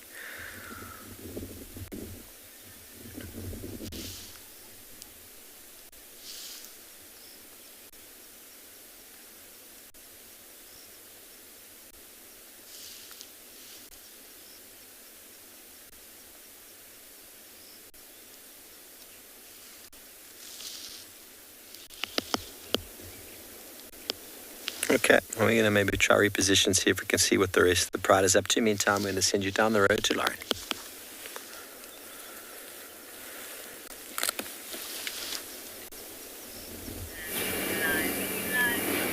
We have a very lovely view of what most likely is a monogamous pair.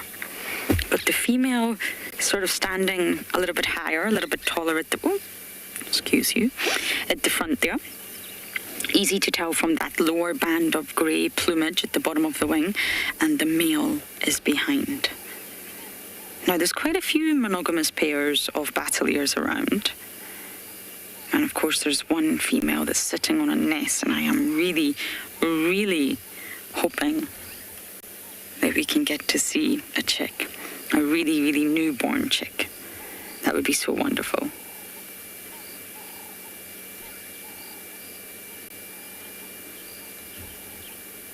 Battaliers have long sort of pair bonds with one another. They're residents, so the monogamous relationship is not just for the breeding season.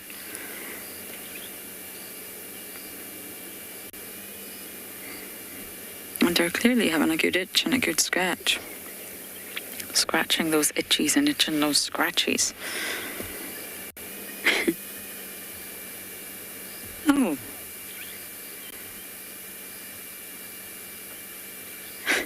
Would you look at that? Now, they're highly specialized birds.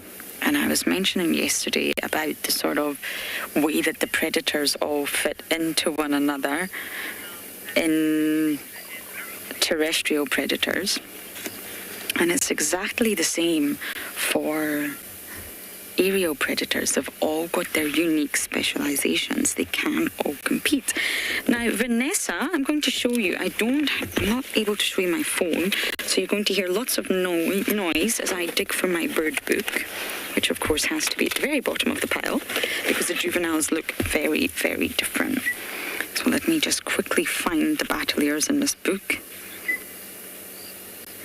Books are better than apps anyway. You can really, really mistake a juvenile battalier. Okay, Lance, if we can just look over here.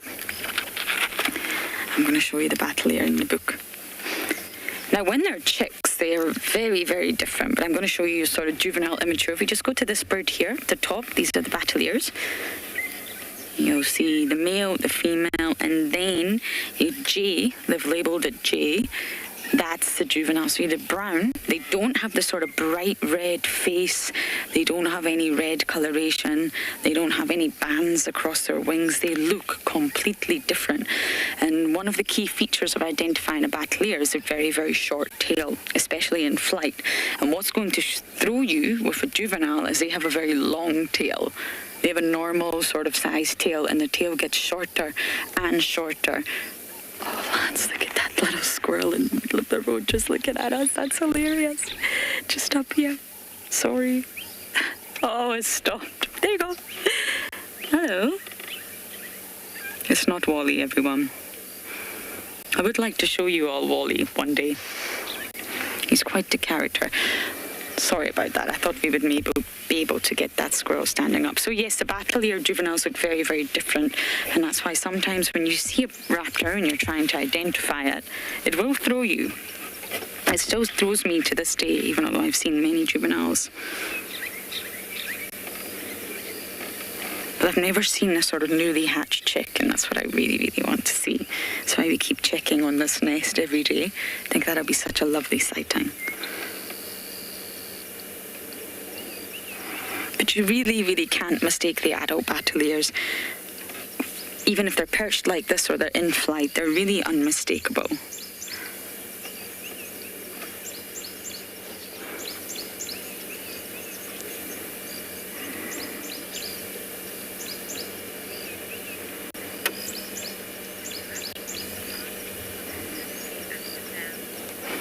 Okay, we're going to let this couple enjoy their lovely morning together, and we're going to bumble, see what else we can find, and you guys are going to head to Tswalu.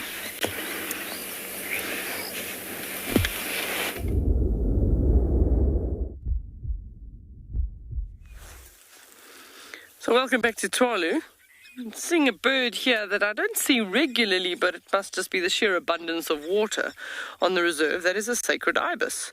And it's not just one. There's a few of them that are just busy preening and grooming and getting all their feathers all straight and aligned. They will stop over at places like this because there's food availability. So they're looking for mollusks, crustaceans, lizards, worms. I don't know how I got lizards and worms together. So not lizards, worms. they've actually got quite sensitive beaks that they use for probing to find things like earthworms and worms in the mud. But at the moment, the focus is on just grooming and getting all their feathers straight. You see, interesting little pink patch underneath the wing there as that one was shaking. So sacred ibis, because sacred coming from the sort of times of when Egypt was a thriving colony, and they recorded by Aristotle in Egypt in circa 350 BC, and used in lots of sacrifices to the god Thoth.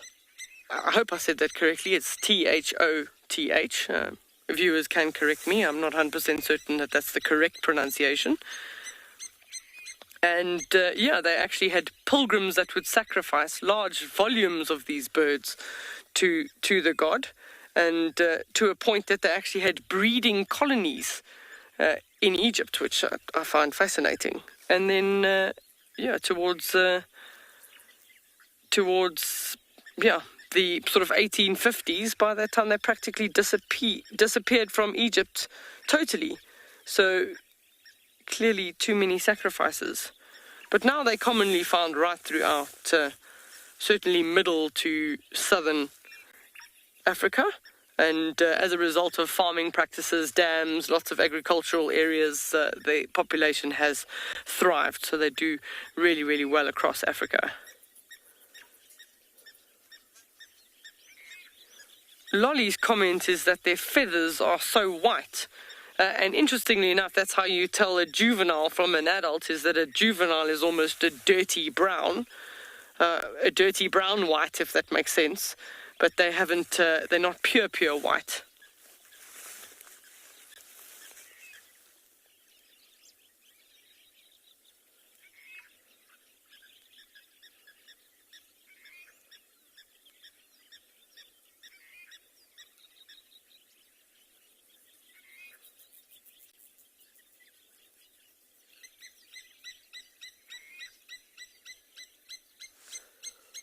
It's a blacksmith lapwing that's making a lot of noise. You probably hear it on your audio, but we can't unfortunately show you the bird. It's in a thicket, but a small little raptor flew in.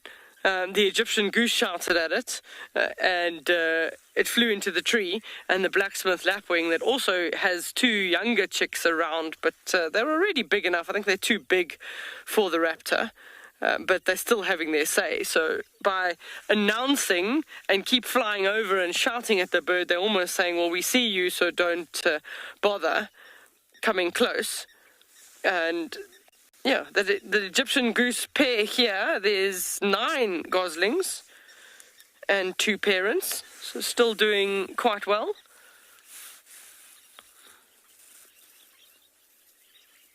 But all those goslings are a little bit too large for the size of the raptor that we saw, but it was such a quick glimpse, we don't actually know what it was.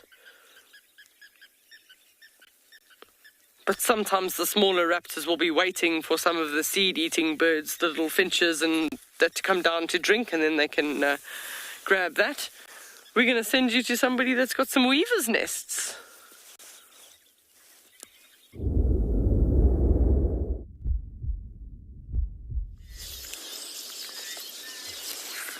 Welcome back to Phinda, and we have found a colony of nesting village weavers. You can hear that it's quite noisy around them at the moment, and there are literally hundreds of them, all building nests. You see the males, and what they are probably doing now is they seem to be displaying for the females. So after they've built their nest, they'll actually hang upside down what they're doing, and they'll flap their wings to try and attract the female and tell her that their home is ready to go. Something quite interesting is that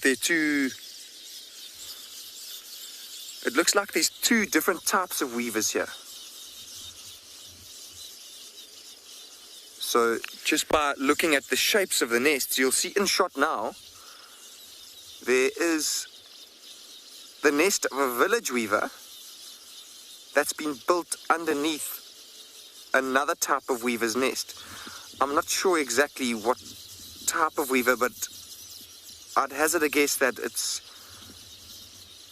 possibly a lesser masked weaver, because I've seen a few of them in this tree at the moment. Let me just try and find one. They have a different color eye to the village weavers. Their eyes are white, and there's a few of those shaped nests. You see the nest above has got a tunnel sticking down from the bottom of it, whereas the village weaver nests are basically just an opening at the bottom. And then if I look a little bit further to the right, there seems to be another one of those nests with a little tunnel sticking down. So it's possible there are a few of those lesser masked weavers here. I actually see it's happened twice. There's another place where the village weavers have actually taken over. Shame.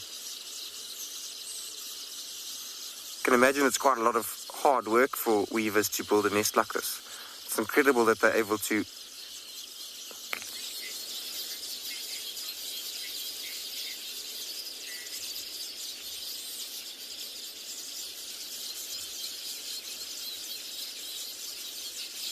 and it seems like they are a little bit more active here during the morning and late in the evening as well.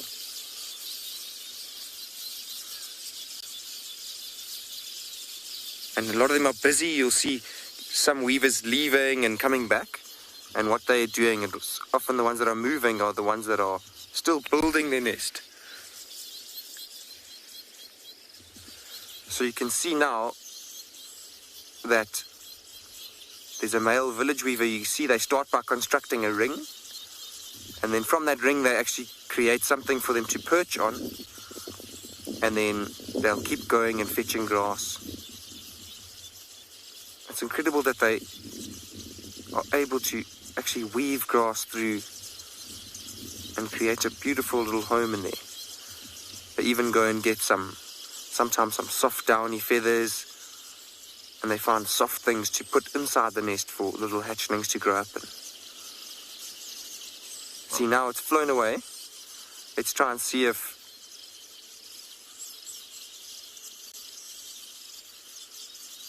oh, no way. See, that looks like a lesser masked weaver. You see the eyes a different color, and it's actually stealing grass from the village weaver. And now the village weaver's chased it away. So I mentioned there was a different type of nest. You see now the village weaver's back with a piece of grass, and it looks like there's quite a lot of competition here.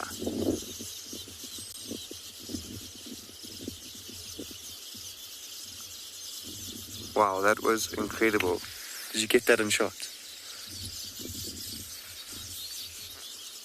So let's try and see what happens when this male,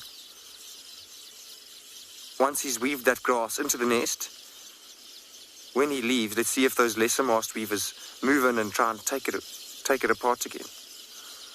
You can imagine they must be a little bit upset, because it must be their nests that are being taken over. Those nests I mentioned earlier that are actually just getting built on top of.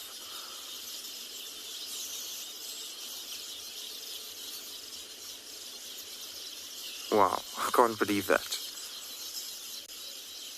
And this probably happens quite often. You just don't really stop and take the time to sit and watch them. Oh, well, that was a village weaver as well, but it stole a little bit from that nest. It seems like you have to leave. It's a free-for-all. It looks like this nest is actually getting built backwards.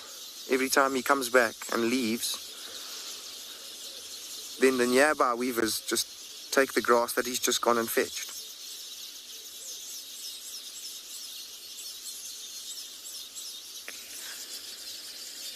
There he is, he's back.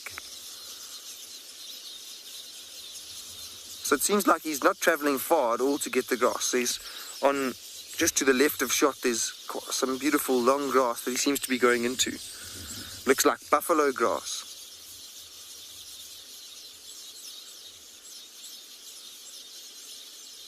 And you can see the lesser masked weavers just hanging around or further to the right. You can really see the black hood on their face. See, it goes a little bit higher up onto their head. And their eyes are white. That's probably the easiest way to tell between the two. And I'm pretty sure now, after having watched them for a while,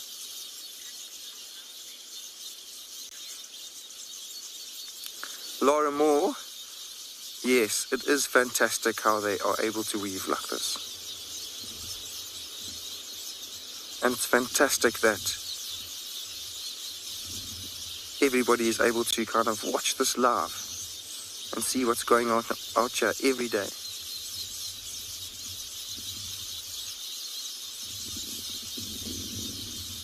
They're often overlooked birds because you see them in cities, you see them almost everywhere in South Africa.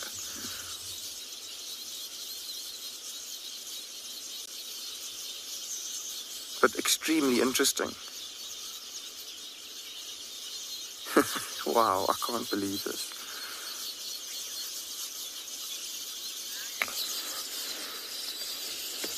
So I'd like to carry on sitting here and see what unfolds. It's quite interesting watching these lesser masked weavers and village weavers interacting like this. So we're going to send you over to Steve, who has some lions.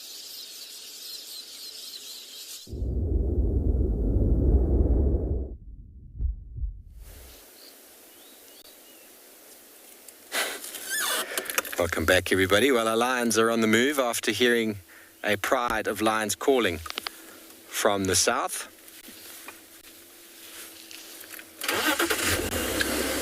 They all got up and started moving, apart from the three we were with. So we've managed to follow them. They're almost at Buffelshoek Dam, so we're hoping they're going to go and have a little drink. Just going to sidle up behind them slowly here as they move. So we heard lions calling directly south, and then most of the pride all just started moving. So what we were discussing earlier about territory and about confrontation, lions calling, they were like, hang on, maybe we're not where we're supposed to be. And without calling back, because if they were they're supposed to be, surely they would call back, don't you think? But it's like getting caught with your hand in the cookie jar, in a way. Come on over the bump. Unfortunately, I'm going to have to start again. And with all these youngsters, they just leave. They leave. They're not going to try and fight a pride if they're in their territory. Whoa. And there they all move down. Now, there might be things at the waterhole. That the lioness just came out of the bushes. There might be things down there. Liam, they were born in this area, so how well they know the Sabi Sands is quite a big area. So they know the area they were born in, and know their pride area. They know Buffelshoek, they know a bit of Manuleti. I don't know how far in, but they know their area. And the roads that they seem to be on are roads I've tracked them on before. But they're heading back north. They've done a loop, which is probably their southernmost loop, which is exactly what they did last time when I got stuck, which I forget those days. And now they're heading back north, Buffelshoek Dam. First time I saw them was just north of Buffelshoek Dam. And that'll take us into Buffelshoek, which is where they've spent the majority of the time I've known of them. But they do come from Manuleti side. But they're very interested to know what's going on around the watering hole. So they're moving very slowly towards it. Remember, watering holes are where animals come and drink. And who knows what there might be down there.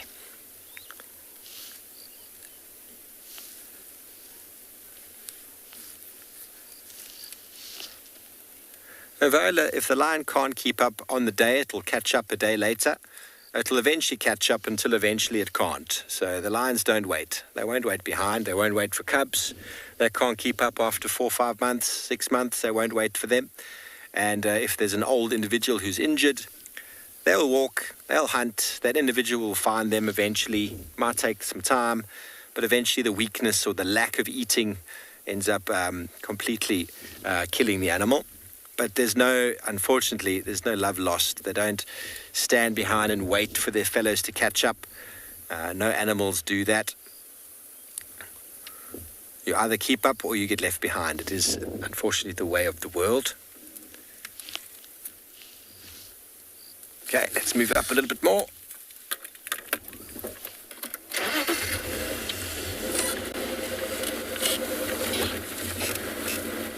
Okay, so we're going to make our way to Buffelshoek Dam, find ourselves somewhere nice and shady to park off.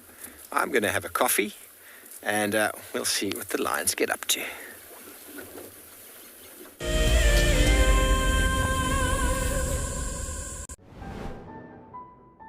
It is fantastic seeing you all again. Those who haven't met me, my name is Dylan, in what is undoubtedly a very, very, very green Kalahari from what we were looking at a couple of months ago. We will be doing our very first fireside chat for WildEarth. So if you can join us on the 13th at about 7:30 after game drive, it would be an absolute pleasure. We'll see you there. Sign up to become an explorer and join them by the fire straight after the sunset safari. So in 1998, we had this idea to go and put a live web camera on a waterhole somewhere in the Sabi sands next to the Kruger National Park. And I approached just about every single landowner and everybody thought I was completely crazy until I met Yuri and Pippa Moorman. We thought it was definitely a fun idea and a worthwhile thing to experiment. And it immediately became a runaway success. And it gave people all around the world the opportunity to watch a little piece of Africa day and night. Back in 1998, it was the very early stages of the internet. And all we were able to do was to get a 30-second refreshing JPEG out of that camera. But over time, what we began to do is focus more and more on trying to develop this concept of giving people the opportunity to go on safari. Even though we live just 500 meters up this hill, we still put the camera on to see what's happening. Absolutely, we watch it ourselves. My name is Taylor McCurdy and I work for Eco Training. I love hearing from all of the viewers. However, I particularly enjoy those of you who have been watching for a few years. Your questions are just so advanced and they really get me thinking. If you'd like to ask a question on WildEarth, you need to register on our website. Once you've done that, head to the live safari page and submit your questions below the live feed. This is a battle of two great carnivores of the African wilderness. Whew. Whoa! You don't want to be under those jaws. Definitely, this round goes to the lion. Look at that. Fantastic. Expect the unexpected here on WildEarth daily.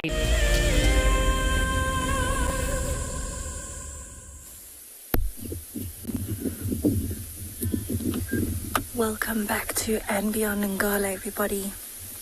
I am sitting with a very small bachelor herd of buffaloes, and this is actually where I saw 14 lions last night.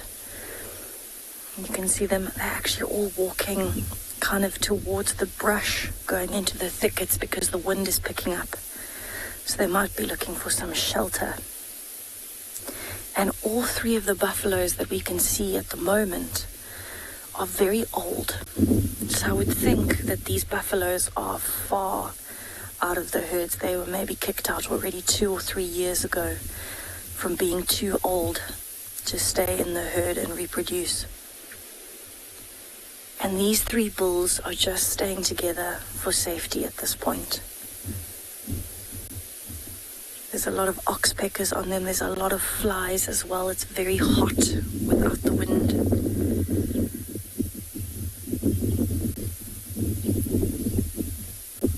They just seem to be moving along slowly, feeding as they get into the thicker bush.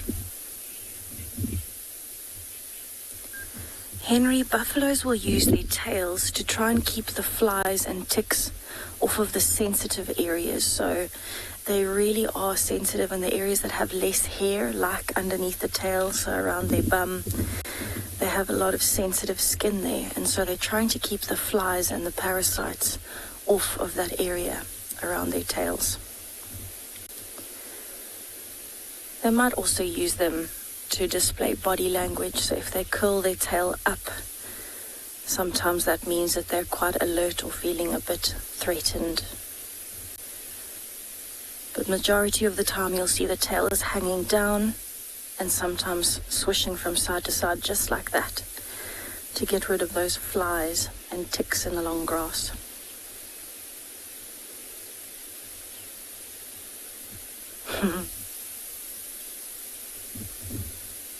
So the buffaloes are in pretty good condition this year because we have had so much rain in the last 3-4 months. There is so much grass. It's very thick, it's green, it's lush, and very high in nutrients at the moment. There's also a lot more variety of grass species, which means they have a little bit more choice. Because being so big, he has to eat a lot of grass to keep his body going. He has to have a pretty high quantity of low quality grass to keep him going. The other one's just poking his head in the left there.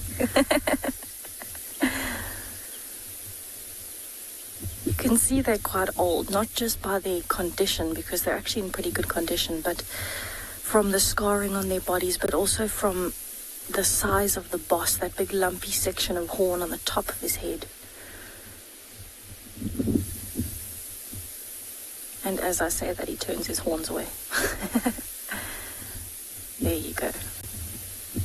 Another way that you can actually also age them, which is quite difficult at the moment in the long grass, is using their dewlap. They've got a flap of skin that hangs down underneath the neck. But also, what's a little bit easier at this point is having a look at the shape around the horns and the fat layer around the horns as well. As they get older, they get more and more fat rolls underneath their horns. Although they seem to be unwilling to cooperate this morning. So it's actually very interesting to see they're a lot more relaxed than some of the other animals I've seen here this morning. Things like the impalas and the zebras and the wildebeest have actually been very unsettled because of the wind. They've been nervous, very edgy. These buffalo look pretty relaxed, carrying on with their feeding, and that's probably also because they are quite a bit bigger and more potentially dangerous. So it would take lions in particular to take down a big buffalo like this, whereas all of the other things are also susceptible to leopards, wild dogs, hyenas, etc. But I'm going to leave these boys to move off into the thickets, and I'm going to send you over to Steve with some lions that are having a drink.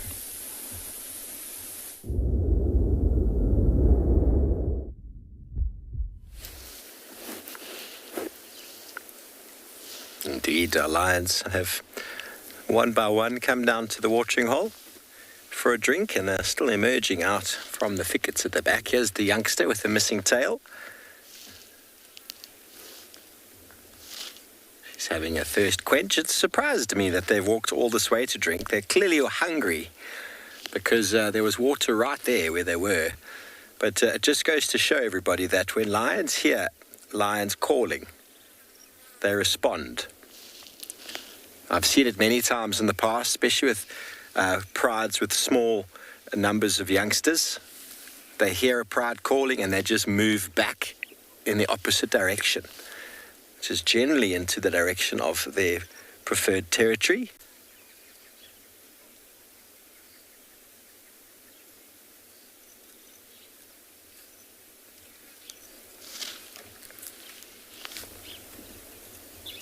She got a bit of an injury to her back left leg. Shame.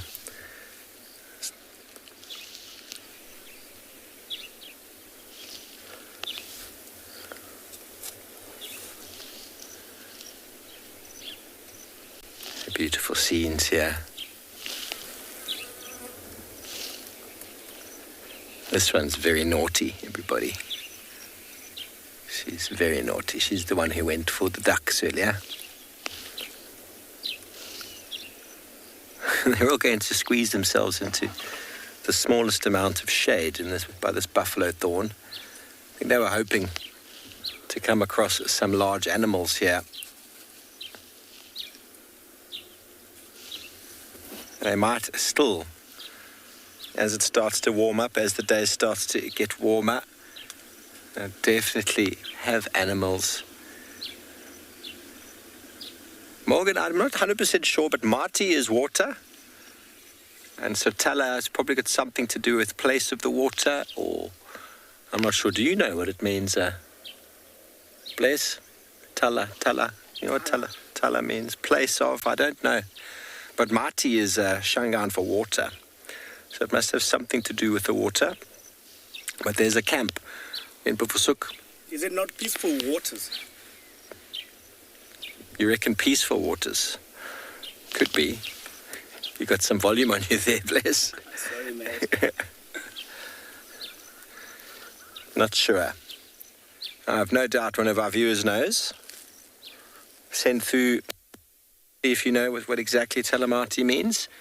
As these lions are now like, okay, we've picked a really bad spot here. There's hardly any shade. We should have stayed on the other side there.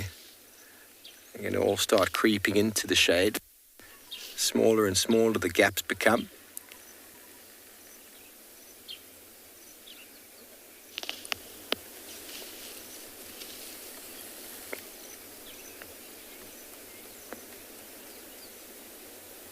From one watering hole to another. You see why we check our major watering holes before Sook. We checked for Taylor this morning. They went straight over the wall. I wonder if anybody saw them on the dam cam last night. They came from where we'd left them straight across the dam wall and then headed east. And then... Okay, so Talamati is Tsonga for lots of water. Talamati. Definitely. She's got a very interesting amount of saliva hanging from her mouth there. I wonder what that is. It's almost like there's something stuck. She's one of the adult lionesses in the pride. And she's going to lie in the sun in the Sphinx pose. You can see how even all the way back to ancient Egypt, the lion was revered. Many cultures, many societies have looked at the lion as a symbol of strength. The Egyptians took the Sphinx as the protector, and it's a posture of a lion. I've been around a long time, everybody, and I must say I'm truly blessed to be able to spend time with them. And what are you doing this morning? Well, I'm going to go and track the lions. Hey, Bless, how fun is that? Bless is having the best week, everybody. His first game drive, wild dogs. Second game drive, Tundi and Marib's up the tree on a kill. Third game drive, Talamati's hunting. Fourth game drive, tracking down the lions. So what a Bless is brought to the party. And we're going to send you over to the west to Tswalu Kalahari with DJ and some antelope.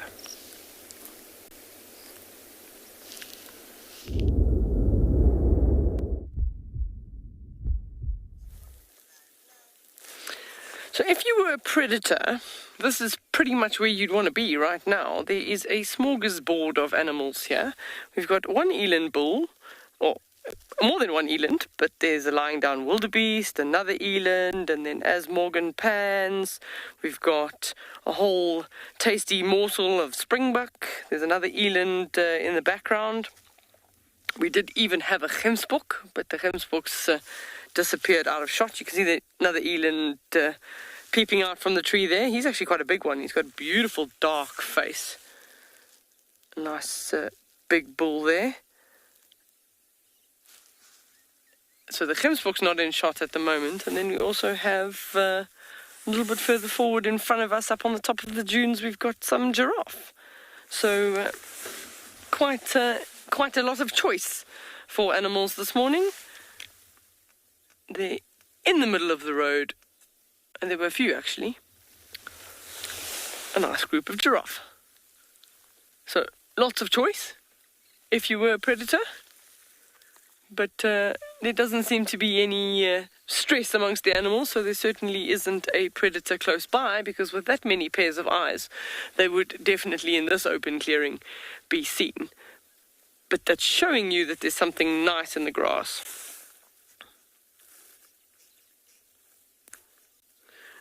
Lucas is saying it must be an antelope meeting taking place.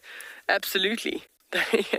It must also be that there's just something that they're all enjoying in the same one open clearing. It could be a creeper, it could be a particular kind of grass, but to have all of them there is quite nice. And that just shows you what's known as inter-specific sort of groups, in that no one's afraid of anyone else, neither one wants to harm anybody, and they're all just happy to coexist.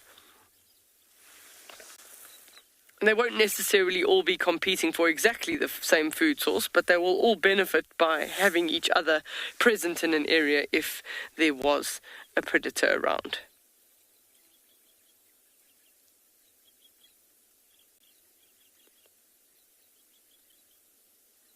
That Eland's been standing in the same place, just chewing and chewing and chewing, regurgitating and chewing the cud. Daniela's asking the question, how much does an adult male eland weigh? So depending on the size and the age, you're looking at animals anywhere between 750 kilograms and over a ton, over 1,000 kilograms. So eland is the largest antelope in Southern Africa. And would you believe it that animal is capable from a standing jump to jump almost 2 meters in height, which is, it's incredible to think an animal of that size can jump that high. Generally it would be in a stress situation if they were being chased by a predator or something, that they would try and get away, but they don't just do it if there's no reason or purpose for it. Can see just sort of that flap of skin hanging off the neck is known as the dewlap, and that will help them with thermoregulation, regulating their temperature, and also amongst bulls, the depth, the color or the thickness of that dewlap can also show which ones are more dominant at a distance. So that certainly is the biggest of the bull. Out of the bulls that are here is the one that you're looking at the moment. You can also see the sort of tuft of curly black to brown, dark brown hair on the face. That is also an indication of an animal that is much older, more dominant, as well as the coloration. You can almost see that the coat color is going to more a darker gray, almost, I want to say almost blue, but not quite that. That also shows dominance.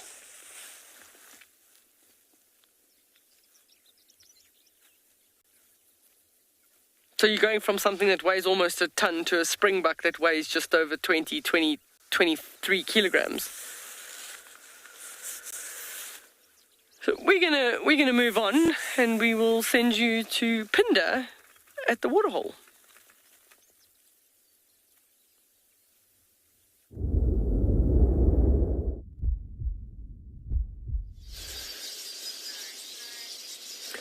Welcome back to Phinda. And we are still sitting here at this watering hole. I'm sure you can hear those weavers at the moment. They are relentless. There is so much going on. They're such busy little birds in terms of when you look at this tree from a distance away, or you just kind of take the whole scene in at once, it just seems like nothing is ever staying still. And that's probably because nothing is. Every little male weaver is very viciously defending his territory. Yes, they have their own territories within this tree, even though all the nests are focused above the water.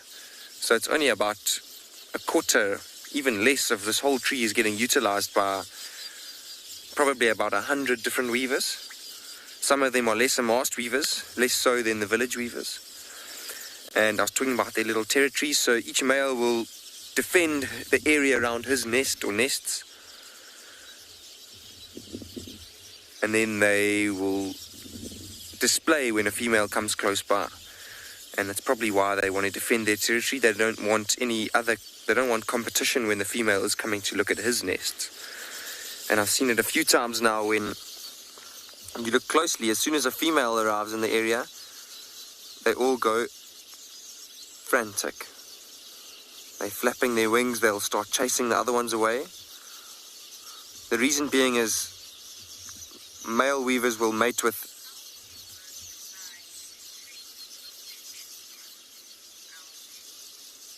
sorry, I'm just getting sidetracked there. The reason how they choose their nests. So Elsie has asked how they decide which tree to choose their nests to build on. They usually try and build over water just because it's safer. Predators can't really get into the tree if it's above water. Snakes will try and avoid it because it's probably more dangerous for them if they fall in. But they do still have to defend or worry about bigger predatory birds coming in. So basically, Elsie, they will just choose trees that are difficult for predators to get into. So you can imagine here being above water, that it's a bit more difficult than if it was just out in the open. Sorry, I got very confused there. I was talking about how they defend their territories, and then the female will come in and they'll try and chase that female away. Or chase the other males away, so that they don't have any competition around them.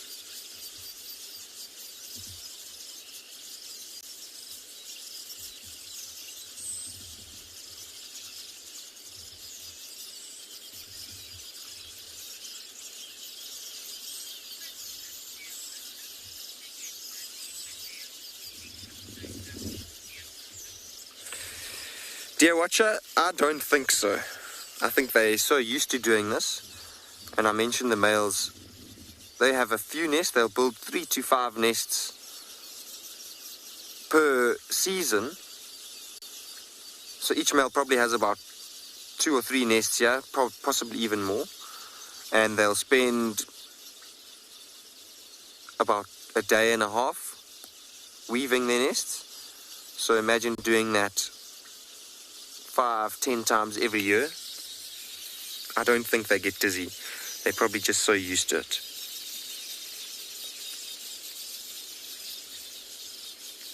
I think I would get dizzy doing that though. I'm getting dizzy watching them, as you can all probably hear.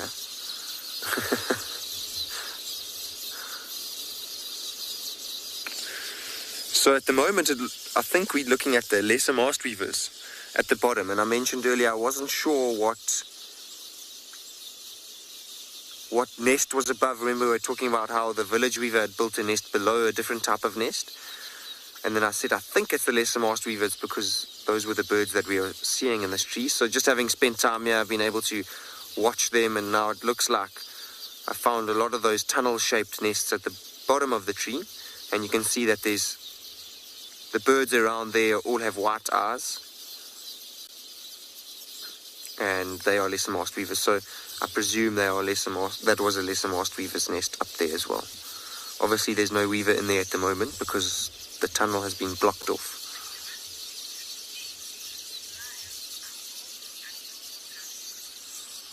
So I think we're going to move on from these weavers now. We've spent quite a lot of time with them. And like I said, I'm starting to get dizzy.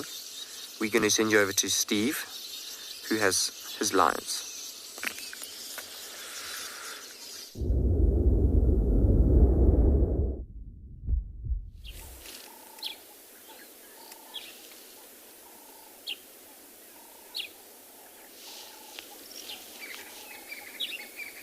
Beautiful seeds this morning. Just going to spend a few moments in silence while we watch these last 2 lions at the water. Just allow you to take in this very tranquil scene.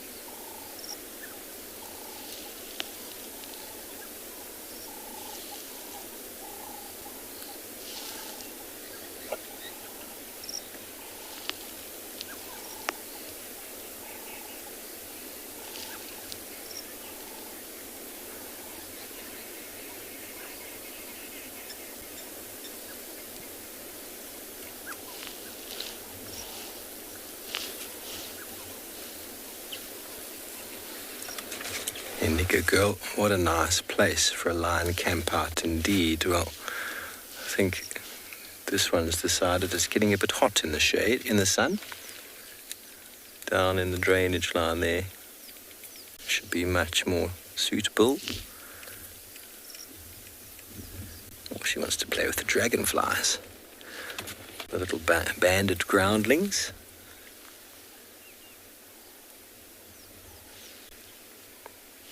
I'm going to lose her in a moment.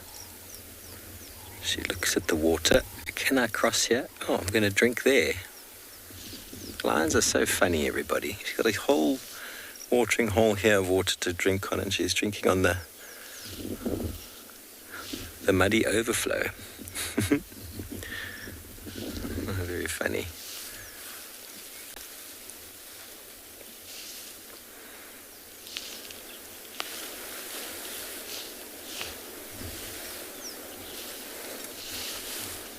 Come back to our pride on the wall. They are very, very alert. They saw her moves. They're trying to figure out what happened. There's been a bit of wind picked up now. And the wind picks up, senses and smells start to get heightened. And they're hoping, Sarah, she wants to be special, you say. Well, they are definitely special. She's definitely special. So it's a very common strategy for big predators to hang out at watering holes because, as we know, that's where animals come to drink. It's not the most sort of useful strategy in the height of summer when there's abundance of water, but it's still a strategy that they've learned. Still a strategy that they've learned and that works for them. They're going to all go into the Tamboti thickets down below in a moment.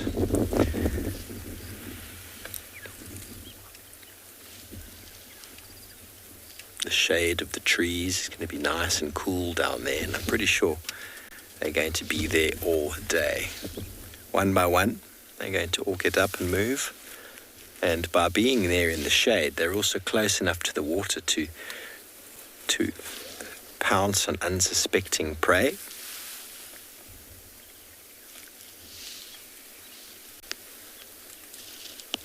But we know lions experience enormous amounts of FOMO, fear of missing out. It's why when one gets up and moves, they all do. And they're probably all hoping that they'll be able to avoid dark mane avoca,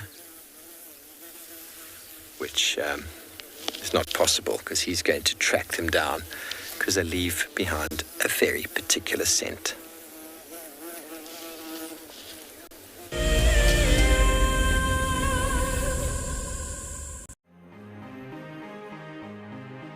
Hi, I'm Sue. I'm from South Africa and I'm an incredibly lucky winner of the Tswalu competition. Tswalu has so much to offer, but we're really looking forward to the game viewing options, as going out with a personal guide who has so much knowledge will just be exceptional. Motsi Lodge looks absolutely amazing and we're so looking forward to spending time there. It really is out of this world. I only registered as an explorer towards the end of January, so when the email arrived stating that I was the winner, it took me totally by surprise. I'd just like to thank WildEarth and Tswalu for this most incredible prize. It really is a dream come true. WildEarth Explorers, it's in your nature. The reason why we see that wildebeest by himself is because he's a male, or a bull, as we typically would call him. And what he does is that he marks and defends an area. Essentially, he is looking for the ultimate piece of land or prime property. Needs to have good grazing, needs to have a water source close by. And not too far away from here, there's a sickle bush thicket that would provide just enough shelter from the wind and the rain.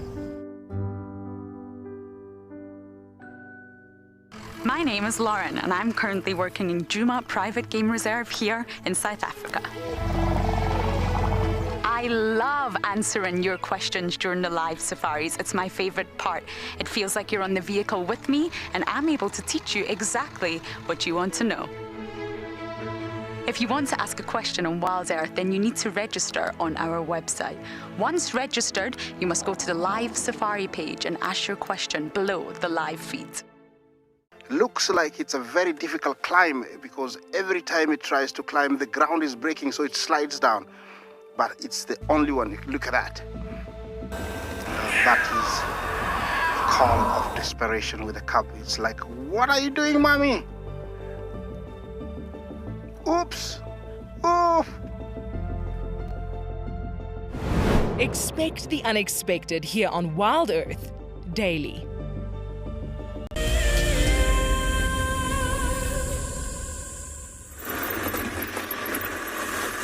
So, welcome back to Tswalu.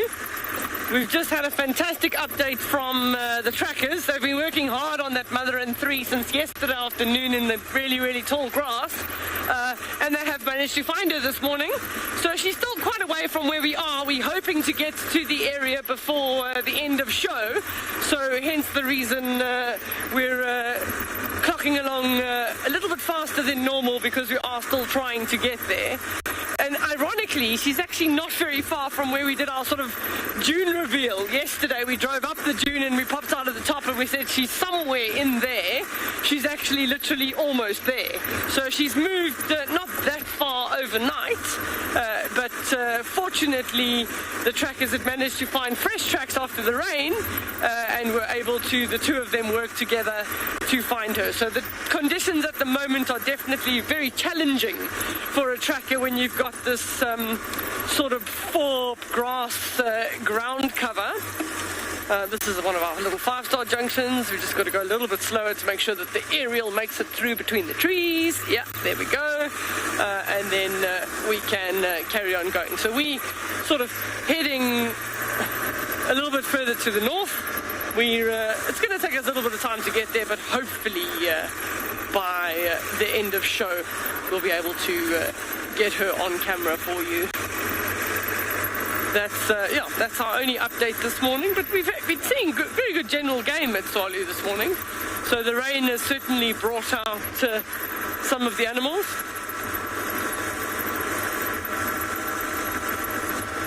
So while we carry on going, we're going to send you across to Steve for a lion update.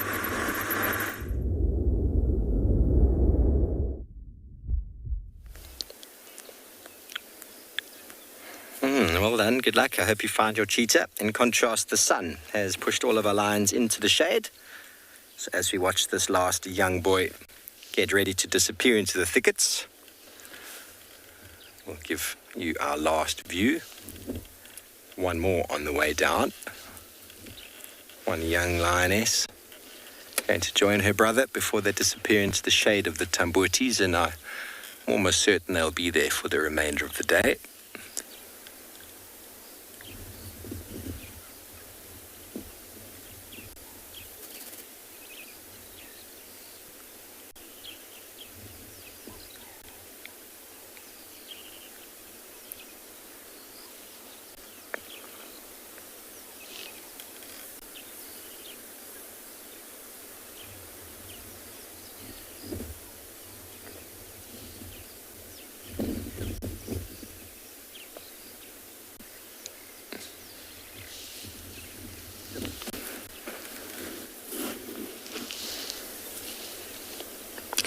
The Mapochos were all over. They were all over the Sabi Sands. So the Sabi Sands in general was home to the Mapochos, north and south.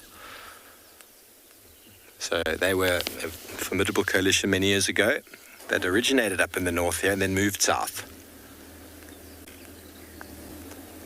So the Sabi Sands is a pretty big area. But these lions do move, and we do have movement of prides from one area to another. Nkuhumas go north, they go all the way south.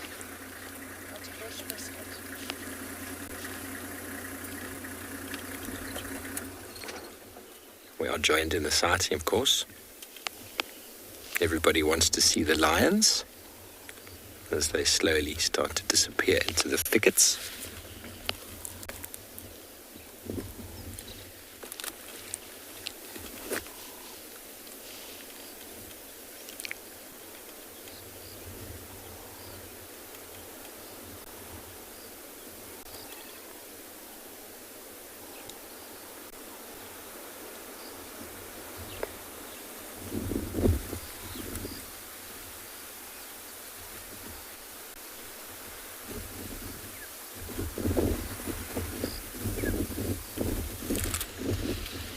Been a wonderful morning with them.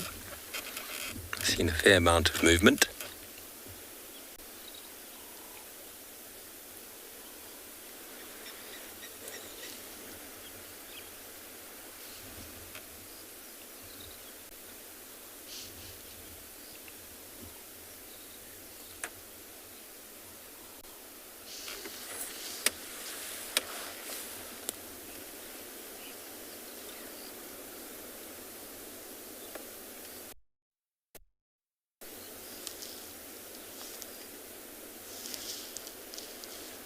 Getting the feeling that a herd of buffalo is going to come down here this afternoon.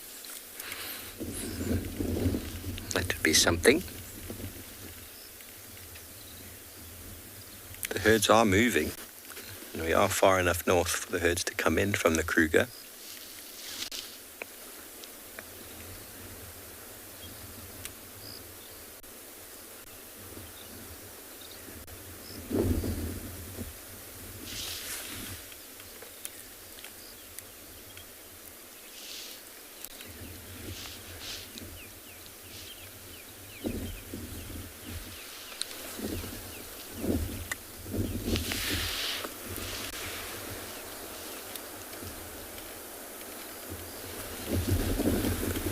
Okay, well, I'm sure our last lion is going to go into the thicket to join his family, and while we wait for that to happen, we'll send you over to Lauren, who's on the move.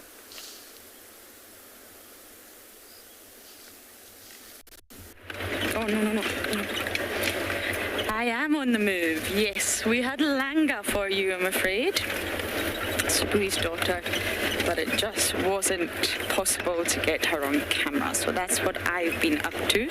So now I'll have to find a little bit, well, I'll have to find a new mission. So we're searching the west to see what else we can find around here. The western side of our property is never as productive as the eastern side. The eastern side on our property is definitely a lot more productive.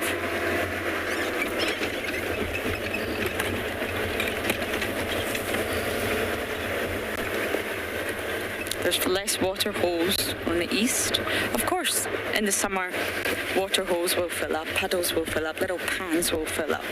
But generally, there's a lot less water on the western side of Djuma, I'm talking about, in comparison to the eastern side. And that's normally, especially during winter, why it's not so productive.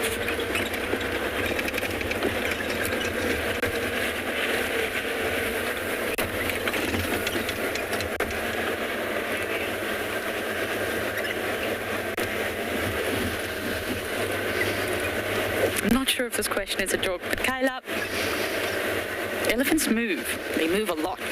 And Djuma's very, very small. Elephants are all over, I'm afraid. Djuma's very, very small, and therefore it's 1,200 hectares. The elephants are going to move on a daily basis.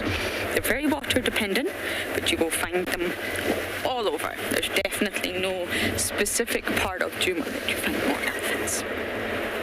Especially in summer. They will really, really be everywhere because food is everywhere. But I'm afraid they move. They're highly mobile animals, and they won't just stay on Djuma.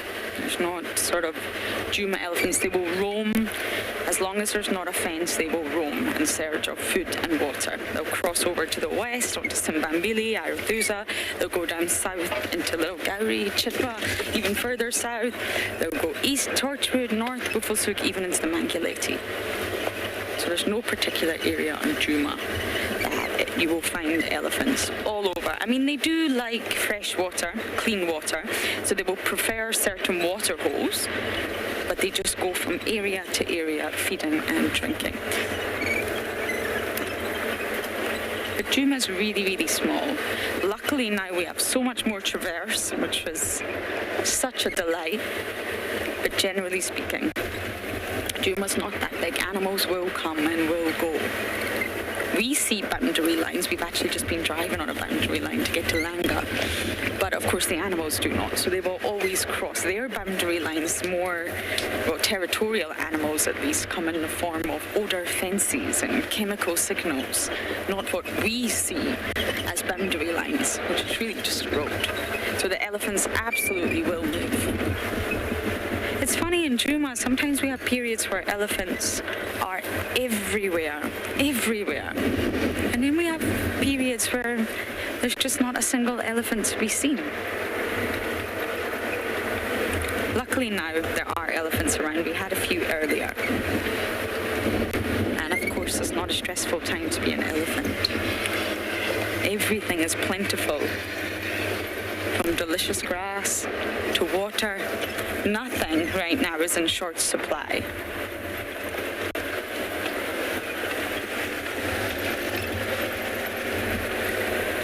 Now I'm heading back into central Djuma. We've done the boundary lines. We didn't have much luck on our mission, so we are heading back into central Djuma to see if we can pick up on anything else.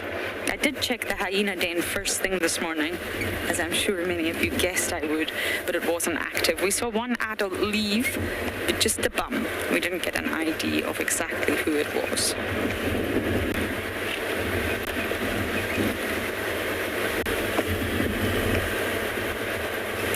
But I think this afternoon, once it gets a little bit cooler, maybe around 5-6 p.m. here, we'll get lucky with the hyena den.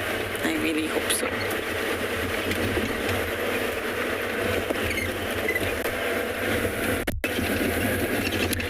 Okay, I'm going to scratch around quarantine, see what I can find for you all, and now we're going to send you across to Tess, who's on a mission of her own.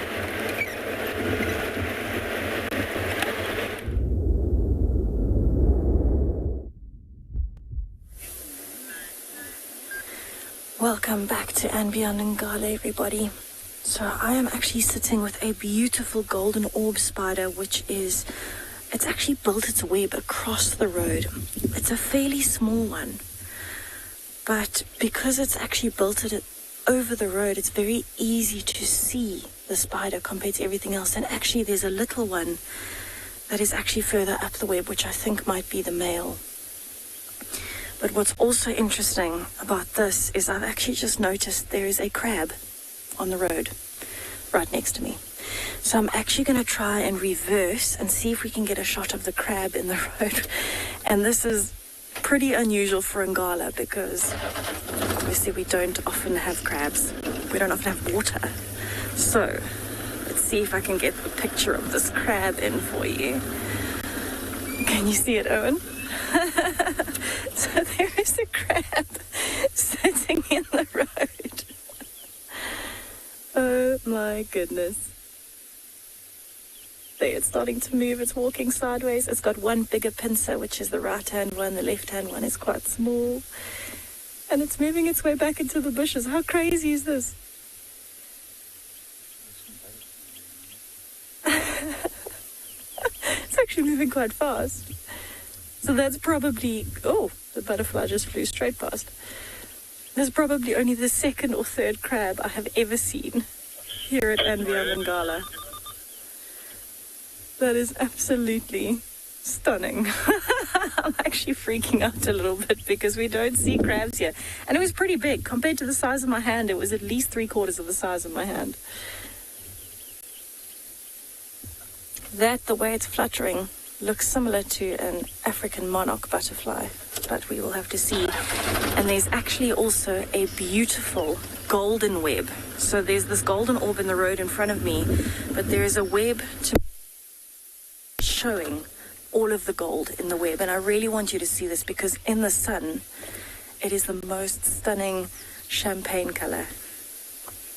Oh, Chris, I'm so glad it was your first time seeing a crab as well. That's very exciting. So here, you can actually see the golden strands are the strands that are running from top to bottom there in the web, the more prominent strands. And there isn't a spider in there at the moment, but it is just absolutely beautiful the way that it shines. And you can see the web goes all the way up to the top of this tree on the right.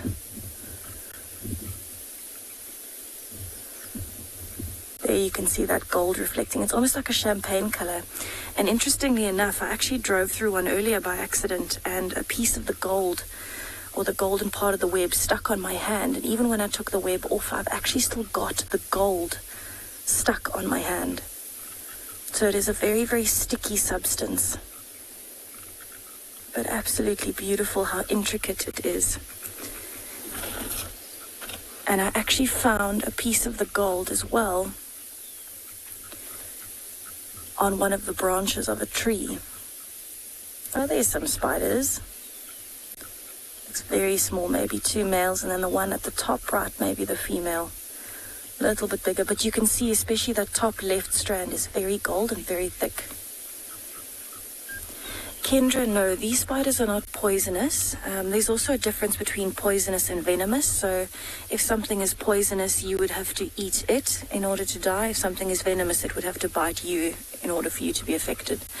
But no, these are not venomous. They're not medically significant for us. Even if they were to bite us, you would probably just get a headache.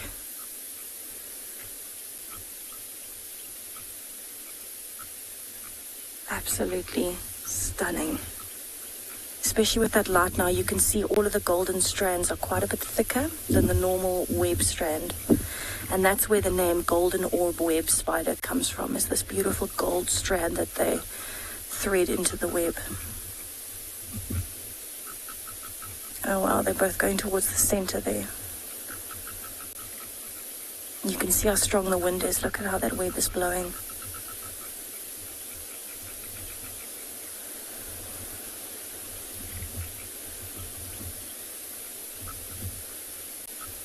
So this web in total length from one side to the other is probably around 3 meters long, about 2 meters high. Second chance, absolutely. This is a massive web. I would say it's at least 2 meters high at the top where it's touching the tree, and across at least 3 meters. It's unbelievable how big these webs can get. And it's such a fine, fine, fine silk that they would use. And the only reason I noticed it was actually not because of the size of the web, but because of that gold strand, especially there at the top where it's joining onto the tree, because it's more in the wind. And there you can see that stunning gold compared to the one on the right. That's the normal silk. And this is incredibly strong. When it hooked onto my hand earlier, it was actually quite a task for me to actually get this webbing off of my hand. I've still got some of the gold stuck in the same pattern on my hand. And even on the tree, it sticks very, very well. You'd imagine on a day like today where it's so windy, a lot of insects might be flying through that web. So hopefully they've got a decent chance of finding some food. And you can just see the center of the web there. You can still see that moving in the wind. And that's where the gold thread is the most important, with that strand hanging down. That strand hanging down probably wasn't intentional, but it actually works really well because it attracts insects. Few bits of leaves stuck next to that spider as well.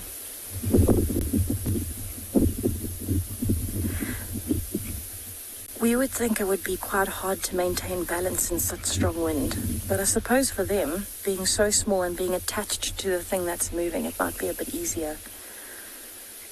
Wow, that one's moving really fast.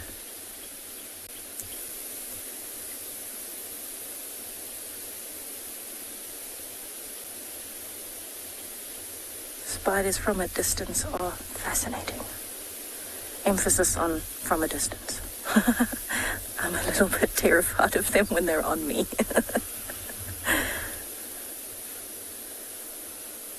It's actually using that thicker golden strand to go up towards the tree.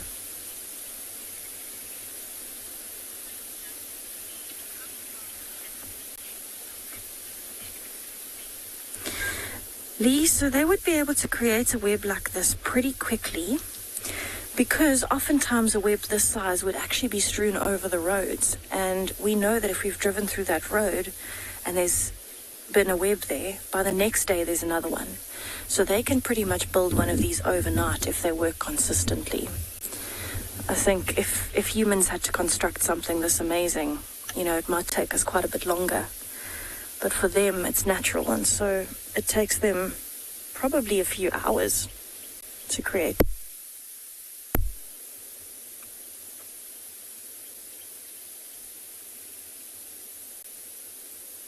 It's absolutely incredible. To think of the mechanics that goes into this and the way that they have to construct this web so it's strong enough that even bigger things like butterflies that fly into these webs won't break the webs. It's incredible. And by going to the edges of the web like that, it's probably more likely that that spider is not actually looking for food. It actually almost looks like it's checking the construction, all the little attachment points. So while I appreciate my invertebrate over here, I'm going to send you over to Lauren, who has a very interesting insect on her side.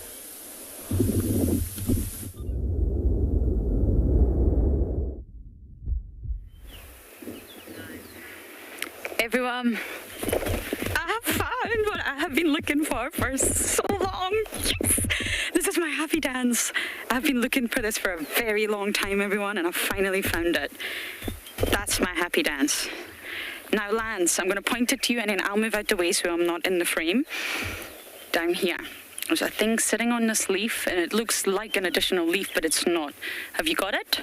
It's very camouflage, right in front of my finger.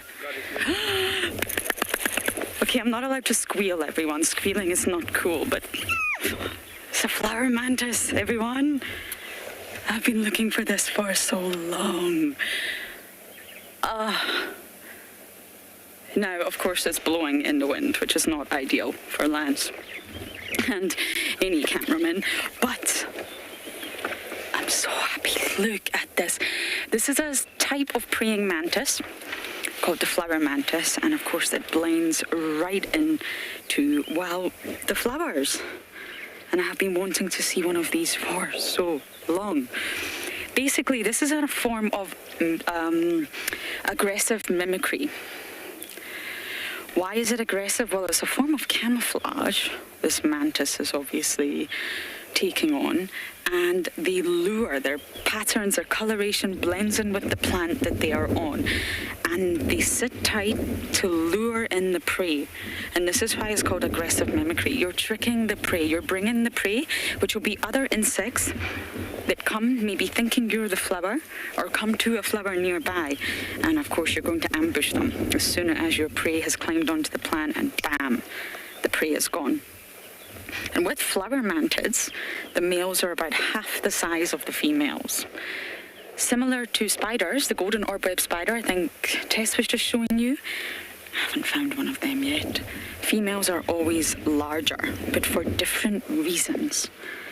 So research suggests that the female strategy of hunting pollinating insects, that's why they look like a flower, they want the pollinators, actually shaped the evolution of these species, and it led to bigger females because they are the ones that resemble the flowers. They are the ones that will attract and lure in the prey, whereas the males, they're much smaller. They're more specialized at hiding. Quite similar to spiders, I guess, in that respect. And how it all evolved is basically ancestors of the flower mantis. They started hanging around the flowers, and at some point they realized, flowers are good. Flowers are what our prey likes. Aha, I'm seeing a little bit of a correlation there. Look like a flower, get more food. And that is, of course, along the lines of evolution, how the flower mantid came about. And the female can obviously, she's larger, she can take down more prey. So then why is not the male not larger? Well, to be honest, the male is smaller, so he can sneak around and sneak up on prey. The female, she has it good because she looks like a flower, and she's obviously going to attract prey. And it's also harder for predators to spot her because she blends into the plant. But the female's got to stay remarkably still. It's not actually easy. As soon as she starts moving, game's up, game's over. She doesn't look like a flower anymore. Hold on a minute, this flower's got legs. Something's wrong here. So although there's lots of benefits to look like the flower, to get more food, it's actually trickier because she's the one, as soon as she moves, the game is up. She's given herself away. Males are also smaller for another reason. They've got to scuttle around. They've got to find females.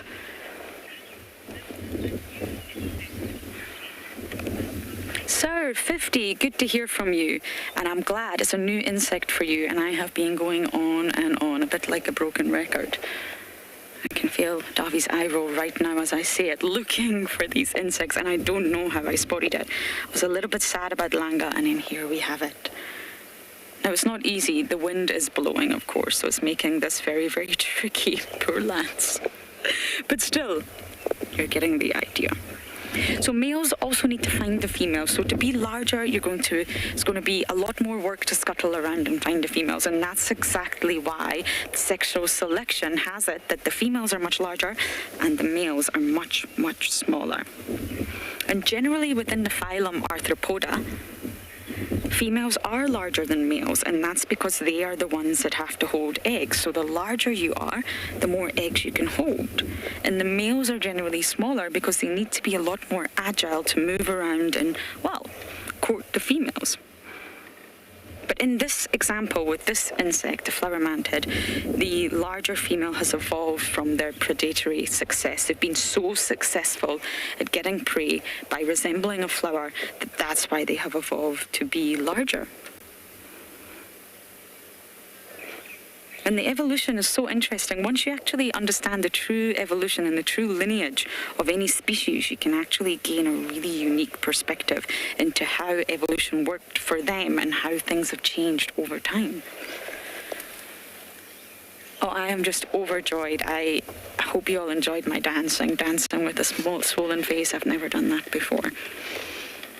And of course, pollination is one of the most fundamental parts in this ecosystem.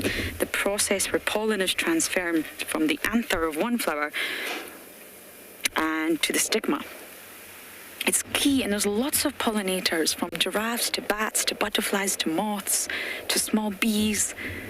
And it's so, so crucial, pollination. There's said to be over, I think, 200,000 different pollinators, or species of pollinators, should I say. It's exactly why the flower mantis thought, alrighty, this is going to work for me. I'm going to get lots of food here.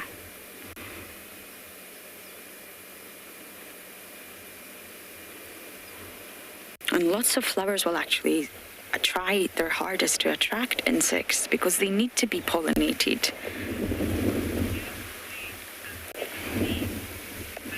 Suzanne, you're saying it's one of the most beautiful things you've ever seen. I know. I wish the plant would stop blowing. I wonder if I could hold it still for you, Lance. Would you like me to do that for a moment or two? No, you're fine. Okay, he doesn't want me in the shot in case I embarrass him and dance again. But yes, Suzanne, you're right. I've been looking and looking. I'm so glad I found it, really. I'm overjoyed.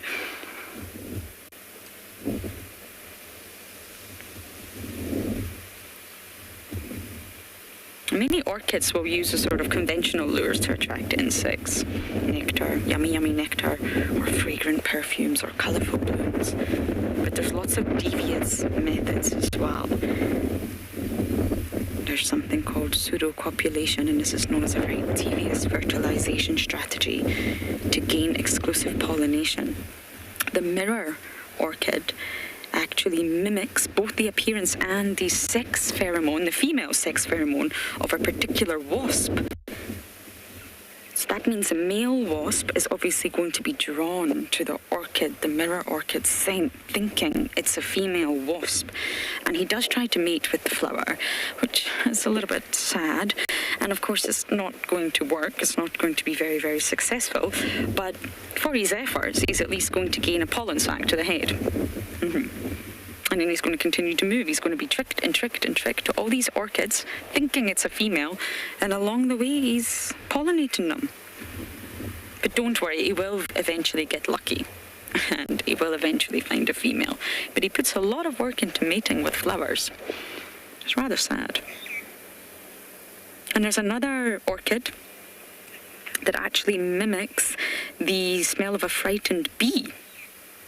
And that alarm attracts the bee-eating hornets because he thinks there's a frightened bee there. And of course, pollination happens along the way. Okay, I'm not going anywhere. I'm going to take some photos of this very, very beautiful flower mantid.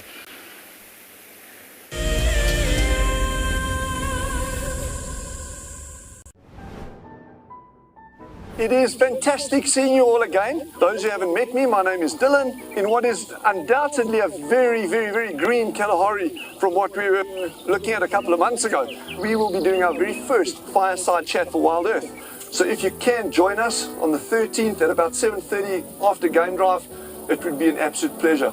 We'll see you there.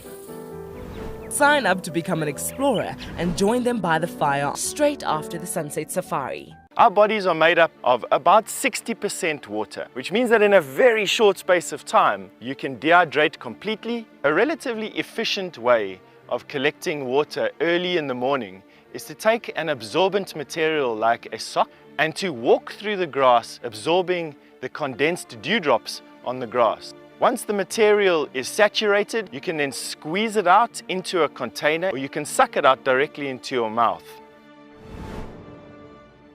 My name is Steve, and one of my favorite things at WildEarth is getting questions from you. The type of questions that I really like are those ones that really help us to unpack and understand and really integrate the ecological knowledge and fully appreciate the importance that animals such as these Cape buffalo bring to the ecosystem. If you want to ask a question on WildEarth, you're going to have to register on the website. But once registered, just head on over to the live safari page and enter your question under the live feed. Okay, there's another big male coming in from our left here. Another big male, look at this. This is the one. Now you're going to see sparks fly, guys.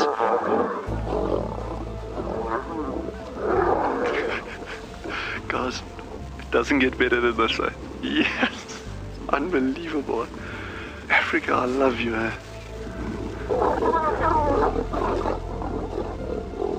Expect the unexpected here on WildEarth daily.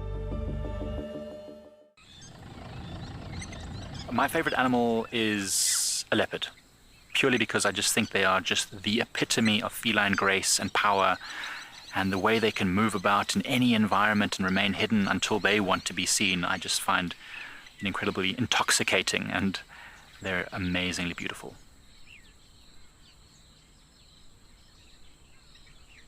Catch up with the guides daily here on WildEarth.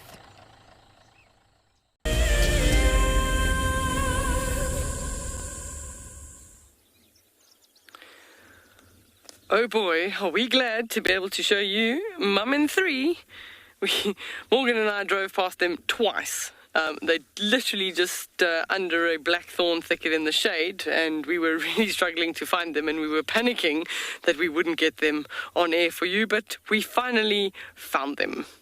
So, a little mum with her sort of 5-month-old cubs. They look a little wet from last night's rain. They don't look too amused, and they haven't moved far from the block that we were looking for them in yesterday. But isn't that just adorable? What a beautiful face.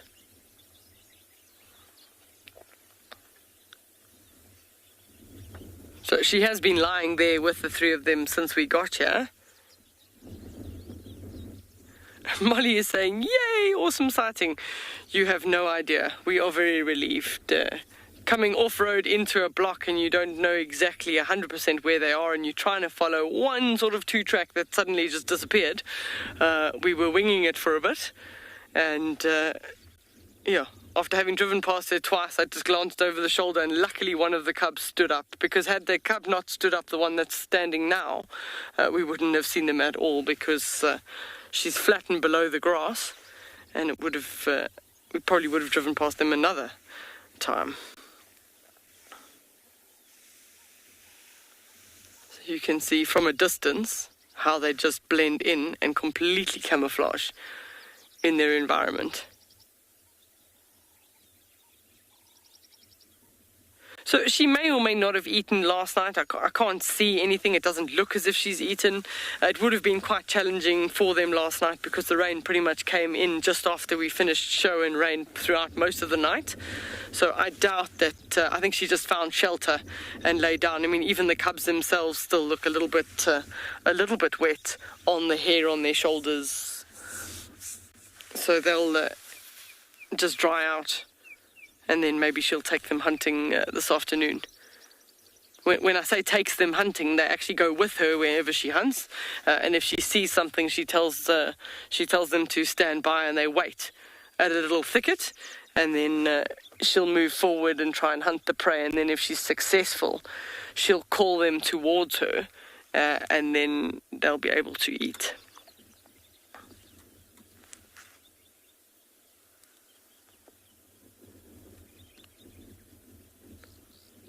She's just busy having a bit of nap time.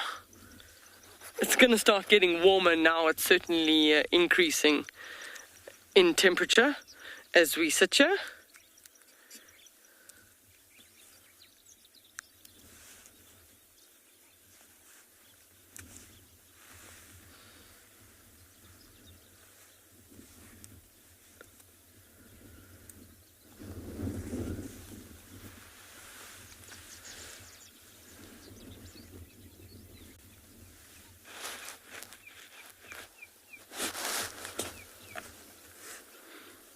So we're going to head out of show today. Thank you very much for joining us on our sunrise safari, and you can catch us again live this afternoon at 4 p.m. Central African time.